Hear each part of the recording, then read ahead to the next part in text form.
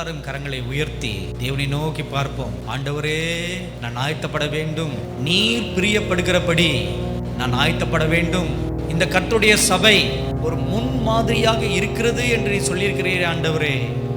நீர் செய்ய போகும் கிரியைகளுக்கு, மகத்துவமான காரியங்களுக்கு, இந்த பட்டணத்துக்கு, இந்த பட்டணத்தில் அவர் ஒரு முன் உதாரணமாக இருக்க போகிறது என்று நீ சொல்லியிருக்கிறே ஆண்டவரே. அந்த முன் உதாரணமாக இருக்கும் இந்த ஆலயத்தில் உம்முடைய முழு விருப்பத்தின்படி, உம்முடைய முழு சித்தத்தின்படி நாங்கள் எல்லாரும் செயல்பட வேண்டும் ஆண்டவரே என்று எல்லாரும் வாய் தந்து கேளுங்க, வாய் தந்து பேசுங்க. இந்த பட்டணத்துக்கு இல்ல, பட்டணத்திலேயே ஒரு முன் உதாரணமாக இந்த ஆலயம் இருக்க போகிறது. அதற்காகவே விசேஷமாக இந்த ஆலயத்தை தேவன் தேர்ந்தெடுத்திருக்கிறார். அதற்காகத்தான் இங்கே இது வானத்தின் வாசலாக இருக்கும் என்று தேவன் சொல்லியிருக்கிறார். அதனால தான் இங்கே தேவ தூதர்கள் ஏறுவதும் இறங்குவதுமாக இருக்கும் என்று சொல்லியிருக்கிறார். அதனால தான் இங்கே இது அப்பத்தின் வீடாக இருக்கும் என்று சொல்லியிருக்கிறார். அதனால தான் இங்கே இது ஜெப வீடாக இருக்கும் என்று சொல்லியிருக்கிறார். அதனால தான் இங்கே வாசம் செய்வேன் என்று அவர் சொல்லியிருக்கிறார். அதனால் இது தேவன் தனக்கென்று தெரிந்து கொண்ட ஒரு ஸ்தலம். இதோ இயேசு கிறிஸ்து யூத ராஜ சிங்கத்தை போல நம் நடுவிலே இப்பொழுது வந்து நின்று கொண்டிருக்கிறார். Thank you mighty God, thank you mighty God. இந்த யூத ராஜ சிங்கத்தை போல இந்த ஸ்டேஜுக்கு கீழே நடுவில் நின்று கொண்டு அமர்ந்த வனமாக தலையை நிமிர்ந்து முன்கால் நிமிர்ந்த பட்டவனாக அப்படியே தலை நிமிர்ந்து உங்கள் எல்லாரையும் உற்று பார்த்து கொண்டிருக்கிறார். Thank you God, thank you God. தன் சொந்த இடத்துல நின்று ஆளுகை செய்வதே போல, இது என்னுடைய சொந்த இடம், இது என்னுடைய ஸ்தலம் என்று உரிமை பாராட்டி பார்ப்பதே போல அவர் உங்கள் எல்லாரையும் பார்த்து கொண்டிருக்கிறார். Thank you God, thank you God, thank you God. எனக்காக ஓடுகிறவன் எவன் இங்கே உண்டு? எனக்காக நடக்கிறவன் யார் இங்கே உண்டு? எனக்காக ஆராதனை செய்கிறவன் யார் இங்கே உண்டு? எனக்காக திறப்பில் நின்று பரிதிப்பவன் யார் இங்கே உண்டு? Thank you God. எனக்காக ரத்தம் சிந்தி சாட்சி பகரக்கூடியவன் யார் இங்கே உண்டு? Thank you God, thank you God, thank you God. எனக்காக என்னுடைய வேலைகளை பலப்படுத்தும்படியாக பலவான்கள் யார் இங்கே உண்டு என்று நோக்கி நோக்கி பார்க்கிறார். Thank you mighty God, thank you mighty God, glorious Jesus, thank you God. Praise the Lord. எனக்கன்பானவ சகோதர சகோதரிகளே, எத்தனை பேரானந்தம் இத்தனை பெரிய தேவனை ஆராதனை செய்வது. கோடான கோடி தூதர்கள் அவரை ஆராதிப்பதற்கு ஆவலோடு காத்து கொண்டிருக்கும் பொழுது, 24 மூப்பர்கள் சாஷ்டாங்கமாய் விழுந்து அவரை தொழுது கொண்டிருக்கும் பொழுது, அவருடைய எண்ணமெல்லாம் இந்த பூலோக மாந்தர்கள் அவர்கள் என்னை ஆராதிக்க மாட்டார்களா? எத்தனை பெரிய பாக்கியத்தை சர்வ வல்லமையுள்ள தேவன், சர்வ வியாபி, சர்வ ஞானி நமக்கு கொடுத்திருக்கிறார் பாருங்க. நம்மை அவர் மகுடமாக பார்க்கின்றார். அவரை ஆராதிக்கும் பொழுதெல்லாம் அவருடைய உள்ளம் புல்லாங்கிருதம் அடைகிறது. நமக்கோ ஆன்மீக எழுச்சி உண்டாகிறது. இன்றைக்கும் அந்த இரட்சகனை நம்முடைய கண்கள் காணும்படியாக, அந்த கண்ணுக்கு ஒரு குளிர்ச்சியை தரும் விண்ணுக்கு சொந்தக்காரர் நம் முன்னுக்கு நிற்கிறாரே, அவரை ஆராதிக்கும் பொழுது எத்துணை பேரானந்தம். வாங்க நம்ம எல்லாரும் சேர்ந்து ஒரு பழைய பாடலை பாடி தேவனை மகிமைப்படுத்துவோம். கண்டேன் என் கண் குளிர.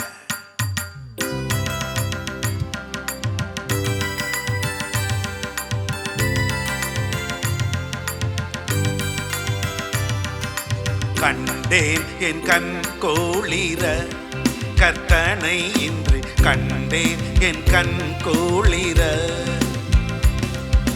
கொண்டாடும் விண்ணோர்கள் கோமானை கையில் ஏந்தி கொண்டாடும் பின்னோர்கள் கோமானை கையில் ஏந்தி கண்டேன் என் கண் கோளிர.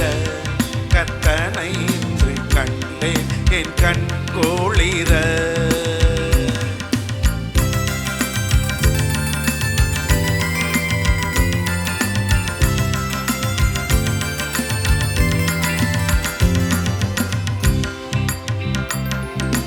பெத்தேலம் சத்தீர முன்னானையில், பெத்தேலம் சத்தீர முன்னானையில் உற்றோர்க்கு உயிர் தரும் உண்மையாம் என் ரட்சகனை. உற்றோர்க்கு உயிர் தரும் உண்மையாம் என் ரட்சகனை கண்டேன் என் கண் கோளிர. கர்த்தனை இன்று கண்டேன் என் கண் கோளிர.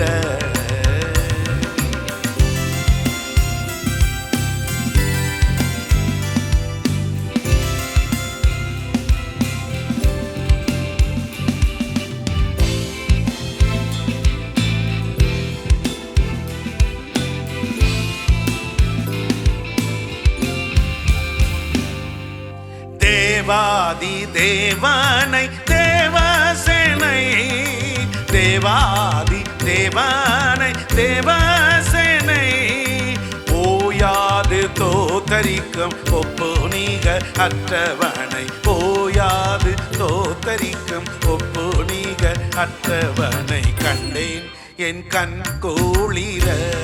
கர்த்தனை என்று கண்டேன் என் கண் கோளிர.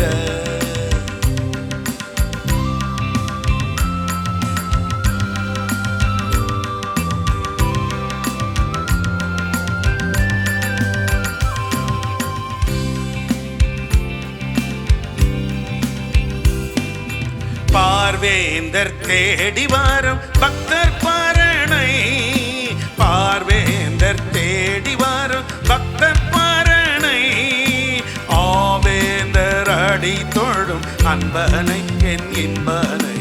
ஆவேந்தர் அடி தொழும் அன்பனை என் இன்பனை கண்டேன் என் கண் கோளிர. கர்த்தனை இன்று கண்டேன் என் கண் கோளிர.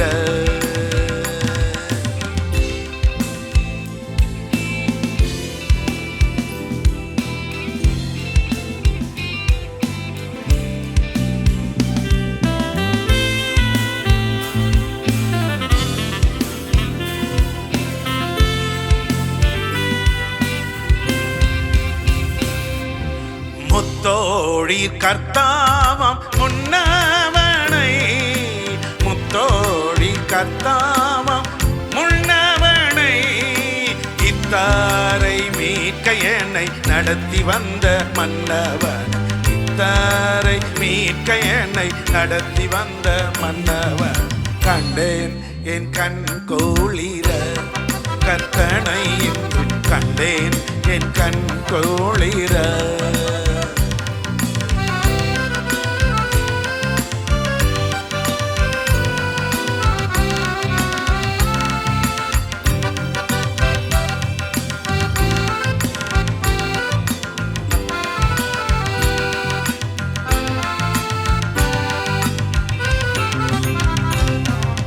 மன்னோர் இருள் போக்கும் மாமணியை, மன்னோர் இருள் போக்கும் மாமணியை பின்னோரும் வேண்டி நிற்கும் பின்மணியை கண்மணியை. பின்னோரும் வேண்டி நிற்கும் பின்மணியை கண்மணியை கண்டேன் என் கண் கோளிர.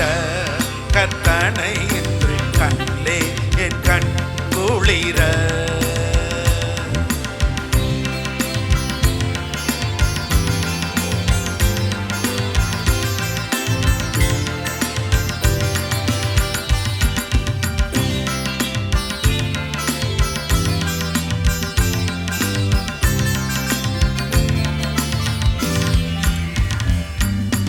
அண்டீனோர் கண்புருவாம் ஆரணனை, அண்டீனோர் கண்புருவாம் ஆரணனை கண்டோர்கள் களி தீர்க்கும் காரணனை பூரணனை. கண்டோர்கள் களி தீர்க்கும் காரணனை பூரணனை கண்டேன் என் கண் கோளிர கர்த்தனை இன்று கண்டேன் என் கண் கோளிர.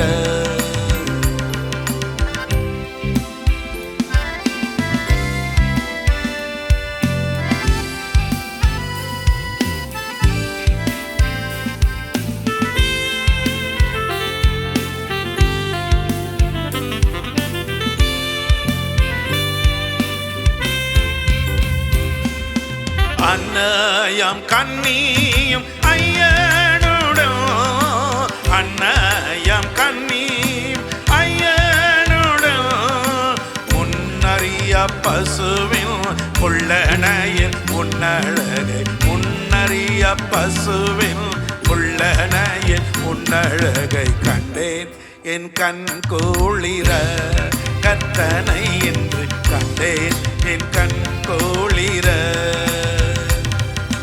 கொண்டாடும் விண்ணோர்கள் கோமானை கையில் கொண்டாடும் விண்ணோர்கள் கோமானை கையில் ஏந்தி கண்டேன் என் கண் கோளிர கர்த்தனை என்று கண்டேன் என் கண் குளிர.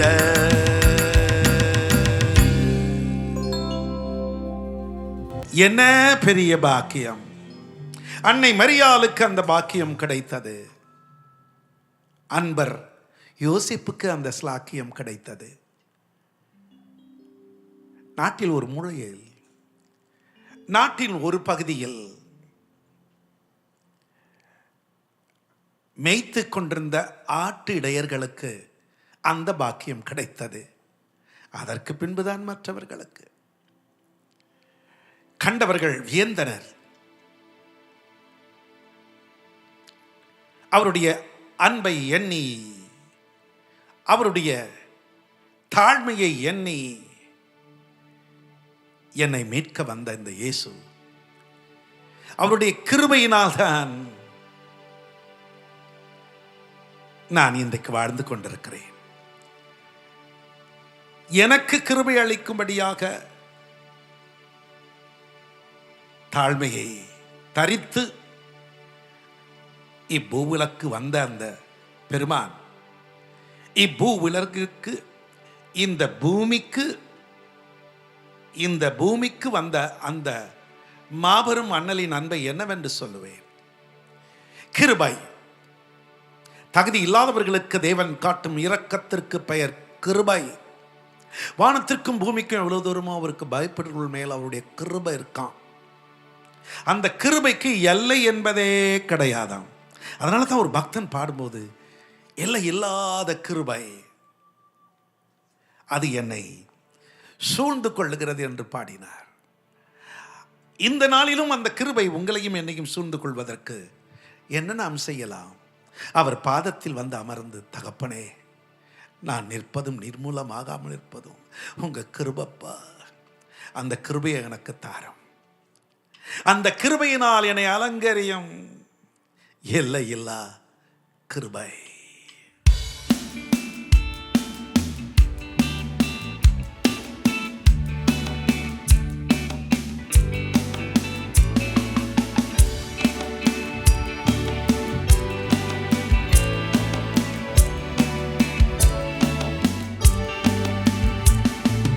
மனிதன் கதவை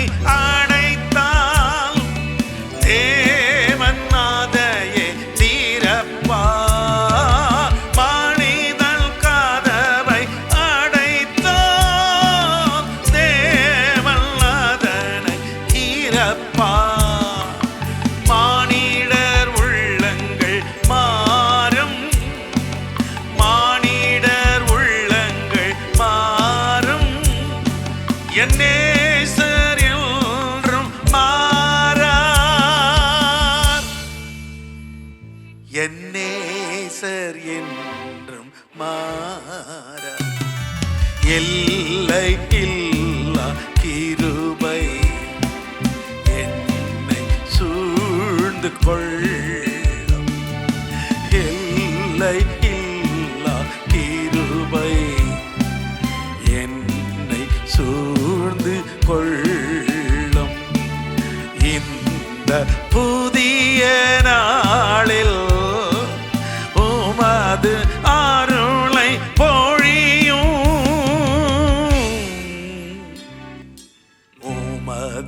அருளை பொழியும் எல்லையில்லா கிருபை என்னை சூழ்ந்து கொள்ளும்.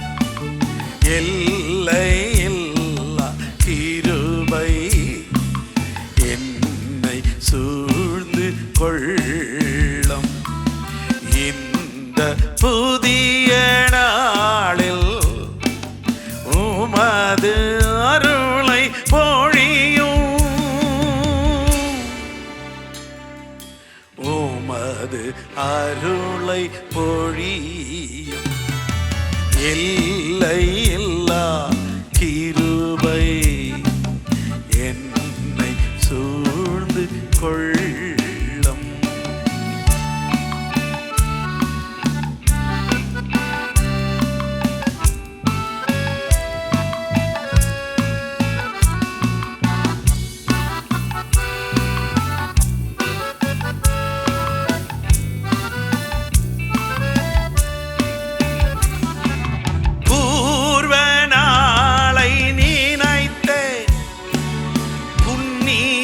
செயலை மாறவே பூர்வ நாளை நினைத்தேன். புண்ணிய செயலை மாறவேன். எண்ணில்லா நன்மைகள் அடைந்தேன். எண்ணில்லா நன்மைகள் அடைந்தேன். என் இயேசுவை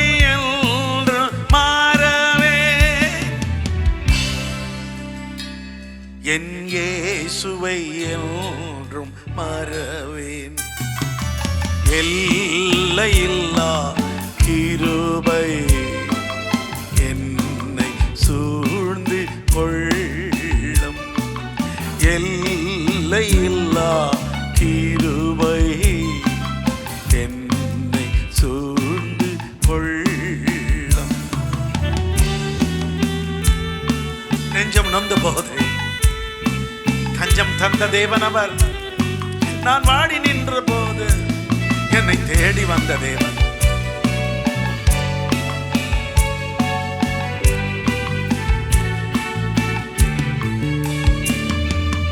நெஞ்சம் நொந்த போது தஞ்சம் தந்த தேவன். நெஞ்சம் நொந்த போது தஞ்சம் தந்த தேவன். நான் வாடி நின்ற போது, நான் வாடி நின்ற போது என்னை தேடி வந்த தேவன்.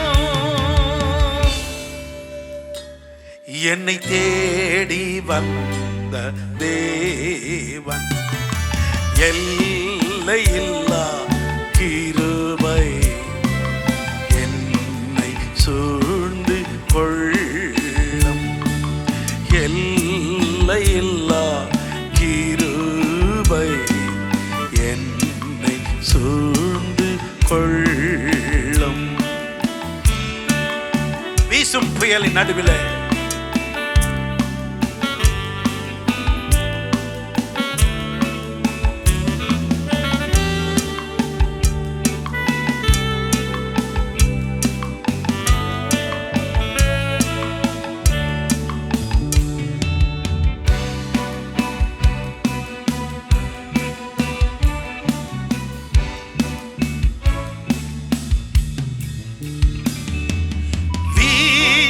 புயலின் நடுவில் கலங்கும் வாழ்க்கை படவில். வீசும் புயலின் நடுவில் கலங்கும் வாழ்க்கை படவில். இயேசு துணையாய் வருவார். இயேசு துணையாய் வருவார். என்னை பாசமோடு காப்பார். என்னை பாசமோடு காப்பார். எல்லையில்லா கிருபை என்னை சூழ்ந்து கொள்ளும். எல்லையில்லா கிருபை என்னை சூழ்ந்து கொள்ளும்.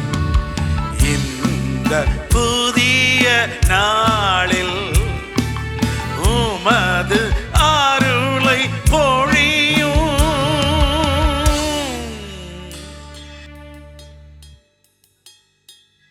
உமது அருளை பொழியும். என கண்பானவர்களே, எல்லையற்ற அவருடைய கிருபை, வானமும் பூமியும் எவ்வளவு உயரமோ அவ்வளவு பெரிய கிருபை. நீங்களும் நானும் இன்றைக்கு வாழ்ந்து கொண்டிருக்கிறோம் அவருடைய கிருபை. மலைகள் விலகும், பர்வதங்கள் நிலை பெயரும், ஆனால் அவருடைய கிருபை ஒன்றும் விலகாது.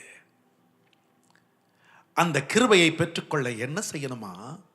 ஒவ்வொரு நாளும் அவர் திருமுகத்தை தேடி வரணுமா? அதிகாலையில் என்னை தேடுகிறவன் கண்டடைவார். That's the reason the saints of God and the servants of God sit at his feet every day, dawn in the morning. காலையில் அப்பா அப்பா அப்பா அப்பா என்று அவர் முகத்தை தேடிட்டு இருப்பாங்க. ஒரு முறை ஃபாதர் பெர்க்மன்ஸ் நானும் ஒரு ஹோட்டலில் தங்கி கொண்டிருந்தோம். இரவு படுக்கவே நேரமாகிவிட்டது. காலையில் எழுந்த உடனே தேடி பார்த்தா ஃபாதர் பெர்க்மன்ஸ் ஐயாவை காணோம். என்னடா எங்கடா போயிட்டாருன்னு பார்த்தா, காலங்காத்தால அந்த இயற்கை கொஞ்சம் அழகினிலே அப்பா அப்பா அப்பா என்று ஏசப்பாவை அழைச்சிட்டு அவர் அப்படியே கண்களை மூடி ஆராதனை பண்ணிட்டு இருந்தார். அதனால தான் அவருடைய பாடல்களில் மகிமை விளங்குகிறது. கேட்கிறவருடைய உள்ளம் புல்லாங்கிரதம் அடைகிறது. நோய்கள் போகிறது, பேய்கள் ஓடுகிறது. அந்த இயேசுவின் முகத்தை ஒவ்வொரு நாளும் காலையில் பார்த்துடணும். அவர் பிரசன்னத்துக்கு வந்துடணும். அதை தான் ஒரு பக்தன் அந்த காலத்தில் ரொம்ப அழகாக பாடி வச்சாரு. இயேசுவின் முகம் என்று கண்டு கொண்டாடுவேன், ஆசை அதே அல்லாஹ், வேற எனக்கு இல்லையே. வேற என்ன வேண்டியது இருக்கு? அவர் முகத்தை பார்த்துட்டா போதும். சில தேவ மனிதர்களுடைய முகத்தை பார்த்துருக்கேன். ஆடாடா ஆடாடாடா, அதில் இருக்கிற அந்த தேவ மகிமை, தேவ பிரசன், அதிலும் குறிப்பாக அவங்க ஜபம் பண்ணிட்டு அந்த ஜப அறையை விட்டு வெளியே வரும்பொழுது பார்த்தா தெல்லம் தெளிவா அப்படியே அந்த மகிமையின் சாயலை அடைந்தவர்களாக இருப்பார்கள். நாமும் கூட அனுதினமாக ஒரு முகத்தை தேடுவோமே, பாடுவோமா? இயேசுவின் முகம் கண்டு கொண்டாடுவேன். அவர் முகத்தை பார்த்துட்டாலே கொண்டாட்டம் தான். கொஞ்சம் உங்க முகத்தை காட்டுங்கப்பான்னு கேளுங்க, தினமும் அவர் காட்டுவார். சாத்தானை ஓட்டுவார், சர்வ சக்தியை உங்களுக்கும் தந்தருளுவார். பாடுவோம், இயேசுவின் முகம் என்று கண்டு கொண்டாடுவேன்.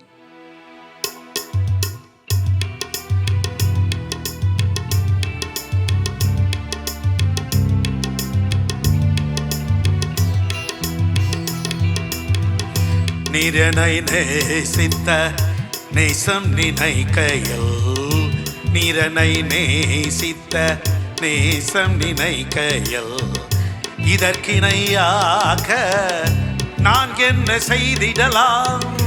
நீரனை நேசித்த நேசம் நினைக்கையில், நீரனை நேசித்த நேசம் நினைக்கையில், இதற்கிணையாக நான் என்ன செய்திடலாம்?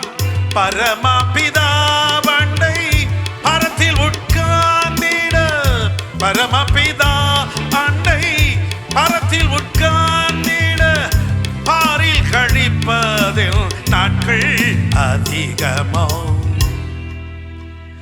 இயேசுவின் முகம் என்று கண்டு கொண்டாடுவேன், ஆசை எனக்கு எல்லாம் பிறனக்கில்லையே, ஆசையதே அல்லாஹ் பிறனக்கில்லையே.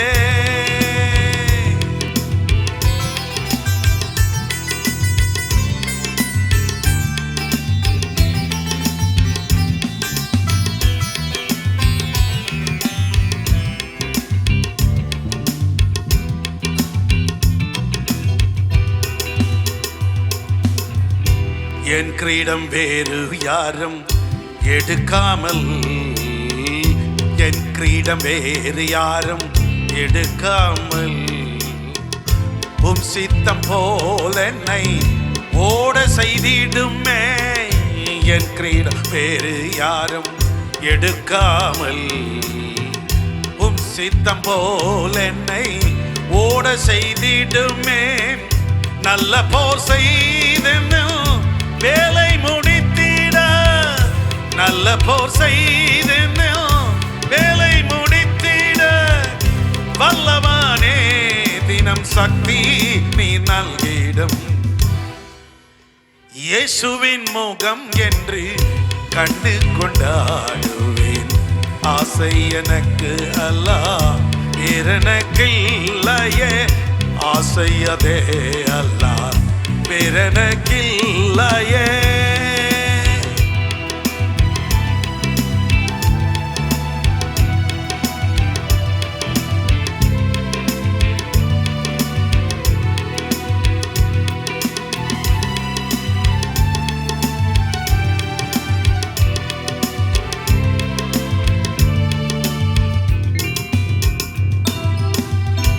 இவனலோகத்தில் நிரனக்காருதல், இவனலோகத்தில் நிரனக்காருதல், தந்தையும் தாயாரும் நீர்தான் என் தெய்வமே.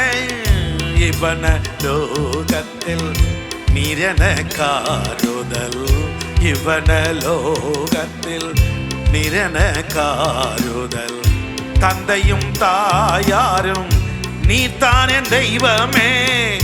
கண்மணியே எந்தன் கண்ணீர்களெல்லாம், கண்மணியே எந்தன் கண்ணீர்களெல்லாம் பொற்கரத்தால் முகம் தொட்டு துடைப்பேர.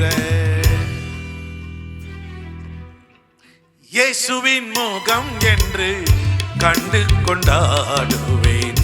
ஆசை எனக்கு அல்ல பேரனக்கில்லையே, ஆசையாதே அல்ல பேரனக்கில்லையே, பேரனக்கில்லையே, பேரனக்கில்லையே.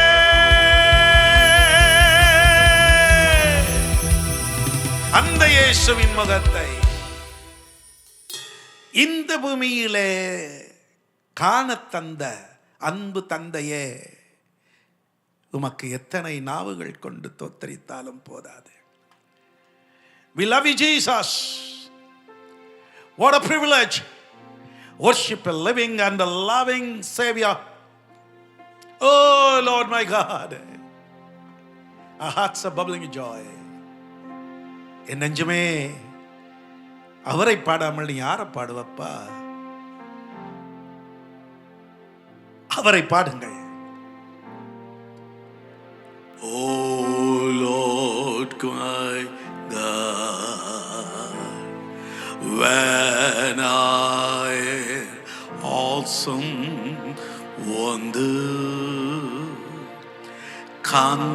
consider all the worlds thy hands have made, I see the stars, I hear the rolling thunder, thy path through all the universe display. Then sings my soul, my Savior God, to thee. How great thou art, how great thou art. Then sings my soul, my Savior God.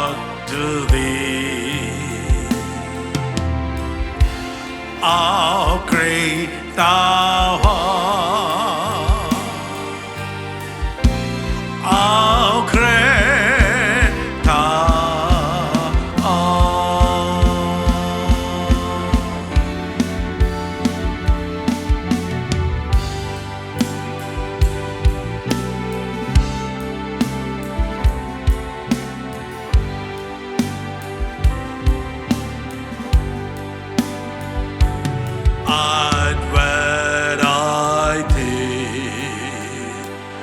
Of God a Son not sparing, sent him to die. I scarce can take it in, that on the cross my burden gladly bearing, he bled and died to take away my sin. Then sing my soul, my Savior God to thee. How great thou art, how great thou art. Then sings my soul, my Savior God to thee. How great thou art, how great thou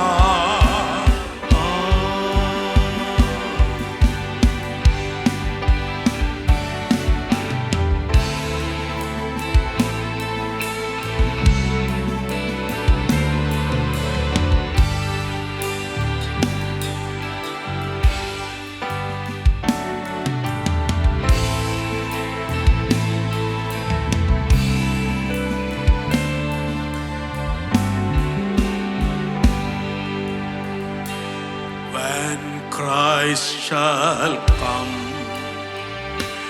with shout of acclamation, and lead me home, what joys fill my heart. Then I shall bow with humble adoration,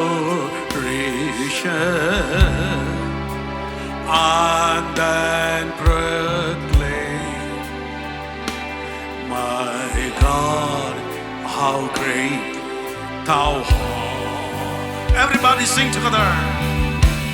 Then sings my soul, my Savior God to thee.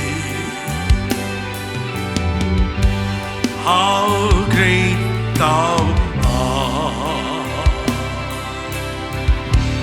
how great thou art. Then sings my soul, my Savior God to thee. How great thou art, how great thou art.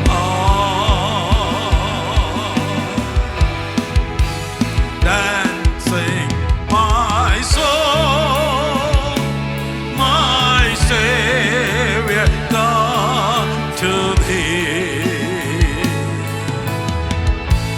How great thou art,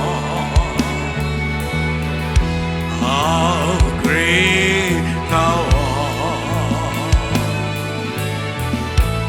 art.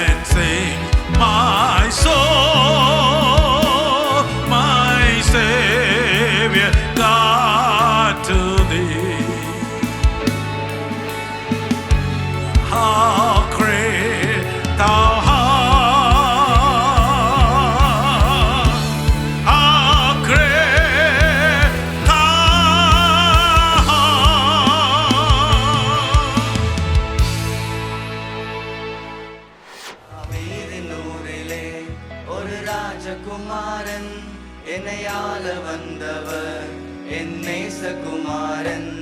தாவீதின் ஊரிலே ஒரு ராஜகுமாரன், என்னையால வந்தவர் என் நேசகுமாரன்.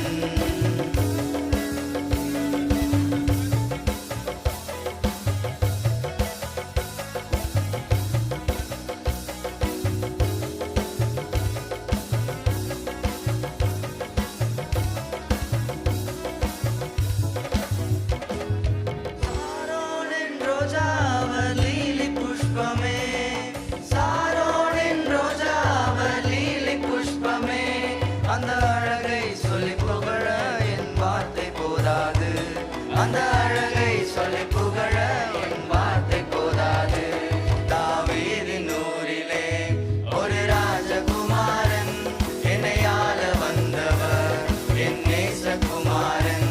தாவீதின் ஊரிலே ஒரு ராஜகுமாரன், என்னையால வந்தவர் என் நேசகுமாரன்.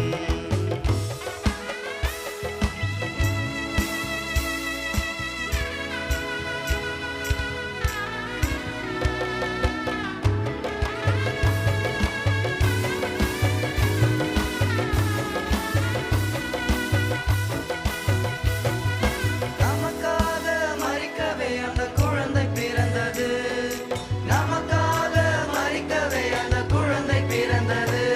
பாவம் சாபம் அது மன்னிக்க வந்தது, பாவம் சாபம் அது மன்னிக்க வந்தது.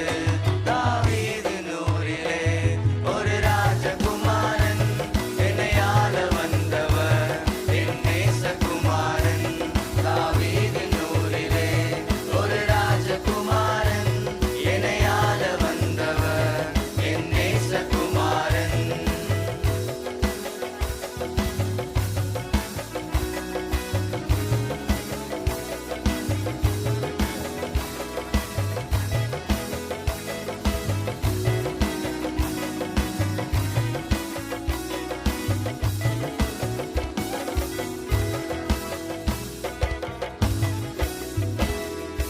ராஜாதி ராஜன் அவர் துதிக்கு பாத்திரர், ராஜாதி ராஜன் அவர் துதிக்கு பாத்திரர்.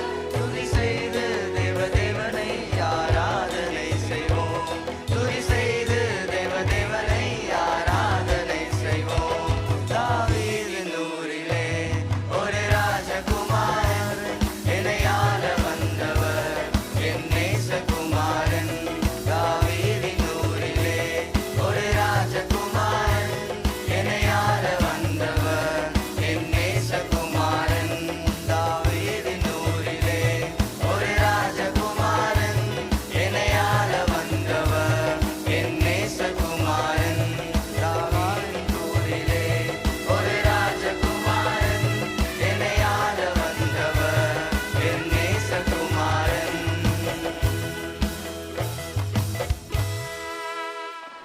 Praise the Lord. எனக்கன்பான தெய்வ மனிதர்களே, சகோதர சகோதரிகளே, அருமை பிள்ளை செல்வங்களே, ஆராதனையில் நாம் ஒன்றிணைவதற்கு ஆண்டவர் பாராட்டிய இரக்கத்திற்கு கர்த்தராகிய இயேசு கிறிஸ்துவுக்கே சகல துதி கனம் மகிமை உண்டாவதாக.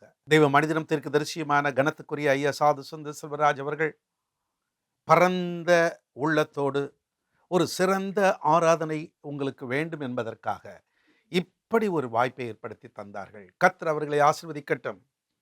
அன்பானவர்களே, ஆராதனைக்கு செல்ல வேண்டும் என்பது தேவனுடைய திருவுல சித்தம். சபை கூடி வருதலை விட்டுவிடாதிருங்கள் என்றுதான் நமக்கு ஒரு ஆலோசனை கொடுக்கப்பட்டிருக்கிறது. கர்த்தருடைய ஆலயத்துக்கு போவோம் என்று சொன்ன பொழுது மகிழ்ச்சியாயிருந்தார் சங்கீதக்காரர். ஆண்டவருடைய சமூகம் என்பது எத்துணை பேரானந்தமானது. சில நேரங்களிலே சில தெய்வ மனிதர்கள் அவர்கள் உள்ளே வரும்பொழுதே அந்த தெய்வீகத்தை நம்மால் காண முடிகிறது. அந்த இடம் முழுவதும் தேவ சமூகம் நிறைந்து விடுகிறது. சங்கை பென்னியின் அவர்கள் அம்மையார் கேத்ரின் குல்மன் அவர்களை பற்றி சொல்வார்.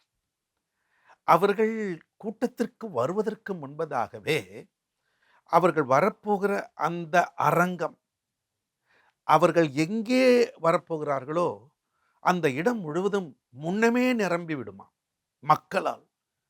நோயாளிகளும் மற்றும் பிரச்சனைகள் வாடுகிறவர்களும் வந்து கூடி விடுவார்கள். அந்த அம்மா வரும் பொழுதே அவர்கள் ஒரு பாடலை பிரபல்யமாய் பாடுவார்கள். Then sings my soul. அவ்வளவுதான். அந்த 2 கையும் உயர்த்தி அந்த உடை அலங்காரம் அவர்களுக்கு ரொம்ப அழகாக, அதை பார்க்கும் பொழுதே ஒரு தூதனை போலதான் இருக்கும். அப்படிதான் அலங்காரமாக வருவார்கள். அவர்களுடைய அந்த தெய்வீக பிரசன்னம் அவர்கள் பிரசங்கம் பண்ண ஆரம்பிப்பதற்கு முன்பதாகவே அங்கிருந்த வியாதியஸ்தர்களை சுஸ்தமாக்கும் என்று அவர்களை பற்றி நான் கேள்விப்பட்டேன். அதே போலதான் சில தெய்வ மனிதர்கள் அவர்கள் உள்ளே நுழையும் பொழுதே அந்த தெய்வீகத்தை பார்க்க முடியும். அதனால தான் என்னமோ தெரியல, சபை கூடி வருதலை விட்டுறாதீங்க. ஏன்னா கர்த்தர் அங்கு வருகிறார். கர்த்தருடைய ஊழியக்காரர்கள் கர்த்தரை சுமந்து கொண்டு வருகிறார்கள். கர்த்தருடைய பிரசன்னத்தில் நிரம்பி அவர்கள் அளிக்கிற கொடுக்கிற அந்த வார்த்தைகள் அது தேவனே நம்மோடு பேசுகிறது போல் இருக்கும். கர்த்தராகிய இயேசு கிறிஸ்துவின் குரலை கேட்பது போல் இருக்கும். இதை நான் பல முறை கனத்துக்குரிய ஐயா சாது சுந்தர் செல்வராஜ் அவர்கள் கூடி வருகிற இடங்களில், திருச்சபைகளில் அல்லது பெரிய படைமுயற்சி கூட்டங்களில் கண்டிருக்கிறேன். அப்படிதான் தேவன் நம் மத்தியில் இன்றைக்கும் அசைவாடி கொண்டிருக்கிறார். ஹல்லேலூயா. இந்த ஆராதனையில் அடுத்து நாம் தேவனுடைய வார்த்தையை கேட்பதற்கு முன்பதாக செய்ய வேண்டிய சில காரியங்கள் உண்டு. இந்த கனமான தீர்க்கதரிசி ஏஞ்சல் டிவிக்காக நம்ம ஜெபிக்கணும். கர்த்தர் தந்த திட்டத்தின்படியாக காரனுடை பகுதியிலே இப்பொழுது கட்டட வேலைகள் அழகாக முடியும் தருவாயில் இருக்கின்றன. சில தேவைகள் இருக்கின்றன, பொருளாதார தேவைகள். இந்த முடிக்கிற வேளையில் தான் ஆண்டவர் அவர்களை முடுக்கிவிட வேண்டும். எதிராளியானவன் அடக்கிவிடக்கூடாது. ஆகவே நாம் இப்பொழுது இருக்கிற இடத்தில் கொஞ்சம் எழுந்து நிற்போமா? பரிசுத்த பிதாவே, கனத்துக்குரிய தெய்வ மனிதன் ஐயா சாது சுந்தர் செல்வராஜ் அவர்களுக்கு நீ தந்த திட்டம் கடைசி கால சேனைகளை எழுப்பி ஆண்டவர் இயேசு கிறிஸ்துவின் வருகைக்கு அவர்களை ஆயத்தப்படுத்த வேண்டும். அதற்காக தந்த அந்த இடத்தில் கட்டடங்கள் எழும்பி அழகாக காட்சி அளிக்கும் பொழுது அது முடியும் தருவாயில் தகப்பனே நீர் உம்முடைய பரம சேனைகளை அனுப்புங்க. இதற்காய் ஜெபிக்கிற எங்களை போன்ற அநேக மக்களை எழுப்புங்க. இந்த ஊழியத்தை தாங்கக்கூடிய அநேகரை எழுப்புங்க. நிச்சயம் நீர் செய்வீர் என்பதை நாங்கள் விசுவாசிக்கிறோம். அருள்நாதர் இயேசுவின் நாமத்தில் பிதாவே, ஆமென். அன்பானவர்களே, நீங்கள் உட்கார்வதற்கு முன்பதாக ஏதாகிலும் விதத்தில் இந்த ஊழியத்தை தாங்க உங்களுக்கு மனம் இருக்குமானால் திரையில் வந்து கொண்டிருக்கிற விவரங்களை பார்த்து இயேசு ஊழியங்கள் கட்டட நிதிக்கு அல்லது ஏஞ்சல் டிவிக்கு நீங்கள் அனுப்பலாம். கர்த்தர் சொல்கிறதை செய்யுங்கள். ஏதோ ஒரு மனிதனாக நான் நின்று சொல்வதனால் எதுவும் நடக்க போறதில்லை. ஆவியானவரே, பரிசுத்தரே, பரிசுத்த ஆவியானவரே என்னோடு பேசும் என்று கேளுங்க. கட்டாயம் அவர் பேசுவார். ஒரு பாடலை பாடும் பொழுது நீங்கள் கர்த்தருக்கென்று இயேசு ஊழியங்கள் கட்டட நிதிக்கென்று இயேசு ஊழியங்கள் ஏஞ்சல் டிவிக்கென்று அனுப்பலாம். கர்த்தர் உங்களை கட்டாயம் 1000 மடங்கு அல்ல கோடா கோடியாய் பெருகுவாயாக என்று எப்படி ரெபேக்காளை ஆசீர்வதித்தார்களோ அப்படியே ஆசீர்வதிப்பாரா. கொண்டாடுவோம், நாம் கொண்டாடுவோம், கொண்டாடுவோம் இயேசுவை. எல்லாரும் இணைந்து கொண்டாடுவோம், நாம் கொண்டாடுவோம், கொண்டாடுவோம் இயேசுவை. எல்லாம் சேர்ந்து சொல்லுங்க. கொண்டாடுவோம், நாம் கொண்டாடுவோம், கொண்டாடுவோம் இயேசுவை. கொண்டாடுவோம், நாம் கொண்டாடுவோம், கொண்டாடுவோம் இயேசுவை. கரங்களை உயர்த்தி அல்லேலூயா, ஆமென், அல்லேலூயா, அல்லேலூயா, ஆமென், அல்லேலூயா,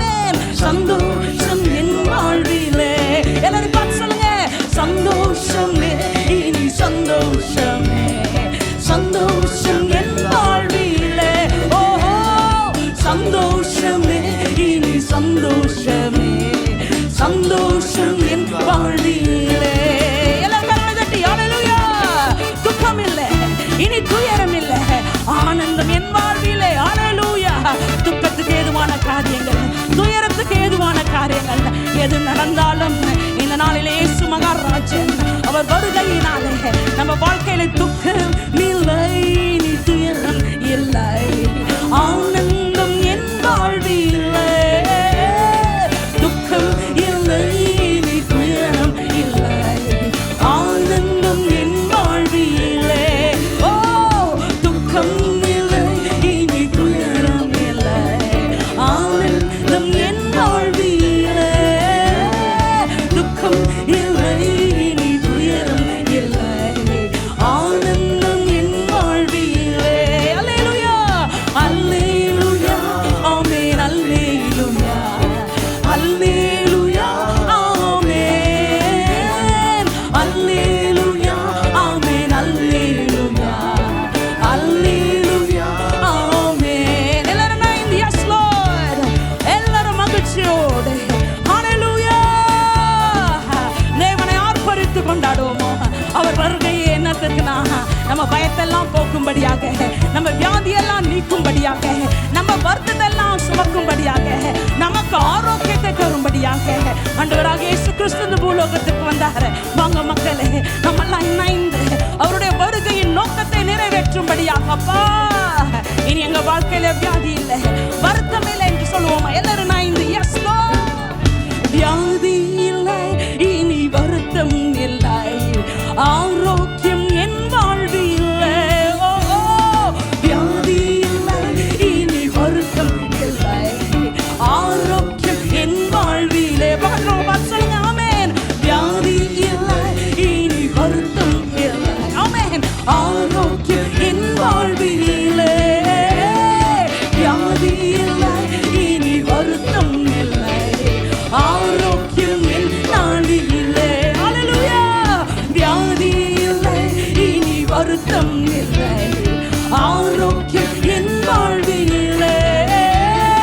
வியாதி இல்லை, இனி வருத்தம் இல்லை, ஆரோக்கியம் என் வாழ்விலே. எல்லாரும் சேர்ந்து அல்லேலூயா, ஆமென், அல்லேலூயா, அல்லேலூயா, ஆமென், அல்லேலூயா, ஆமென், அல்லேலூயா, அல்லேலூயா, ஆமென். எல்லாரும் இணைந்து yes Lord. ஓ மகிழ்ச்சி மாத்திரமே இந்த நாளிலே உங்கள் வீடுகளிலே தேவனுடைய மகிழ்ச்சி நிரம்பும்படியாக, தேவனுடைய மகிழ்ச்சி உங்களை கவ்விக் கொள்ளும்படியாக எல்லாரும் இணைந்து அப்பா தேவனுடைய மகிழ்ச்சி, உடைய பிறப்பின் மகிழ்ச்சி இந்த வேளையிலே பூலோகம் எங்கும் நிரப்புவதாக. எங்க மக்கள் எல்லாம் உடைய மகிழ்ச்சியினால் நிரப்பப்படும்படியாக. Yes Jesus.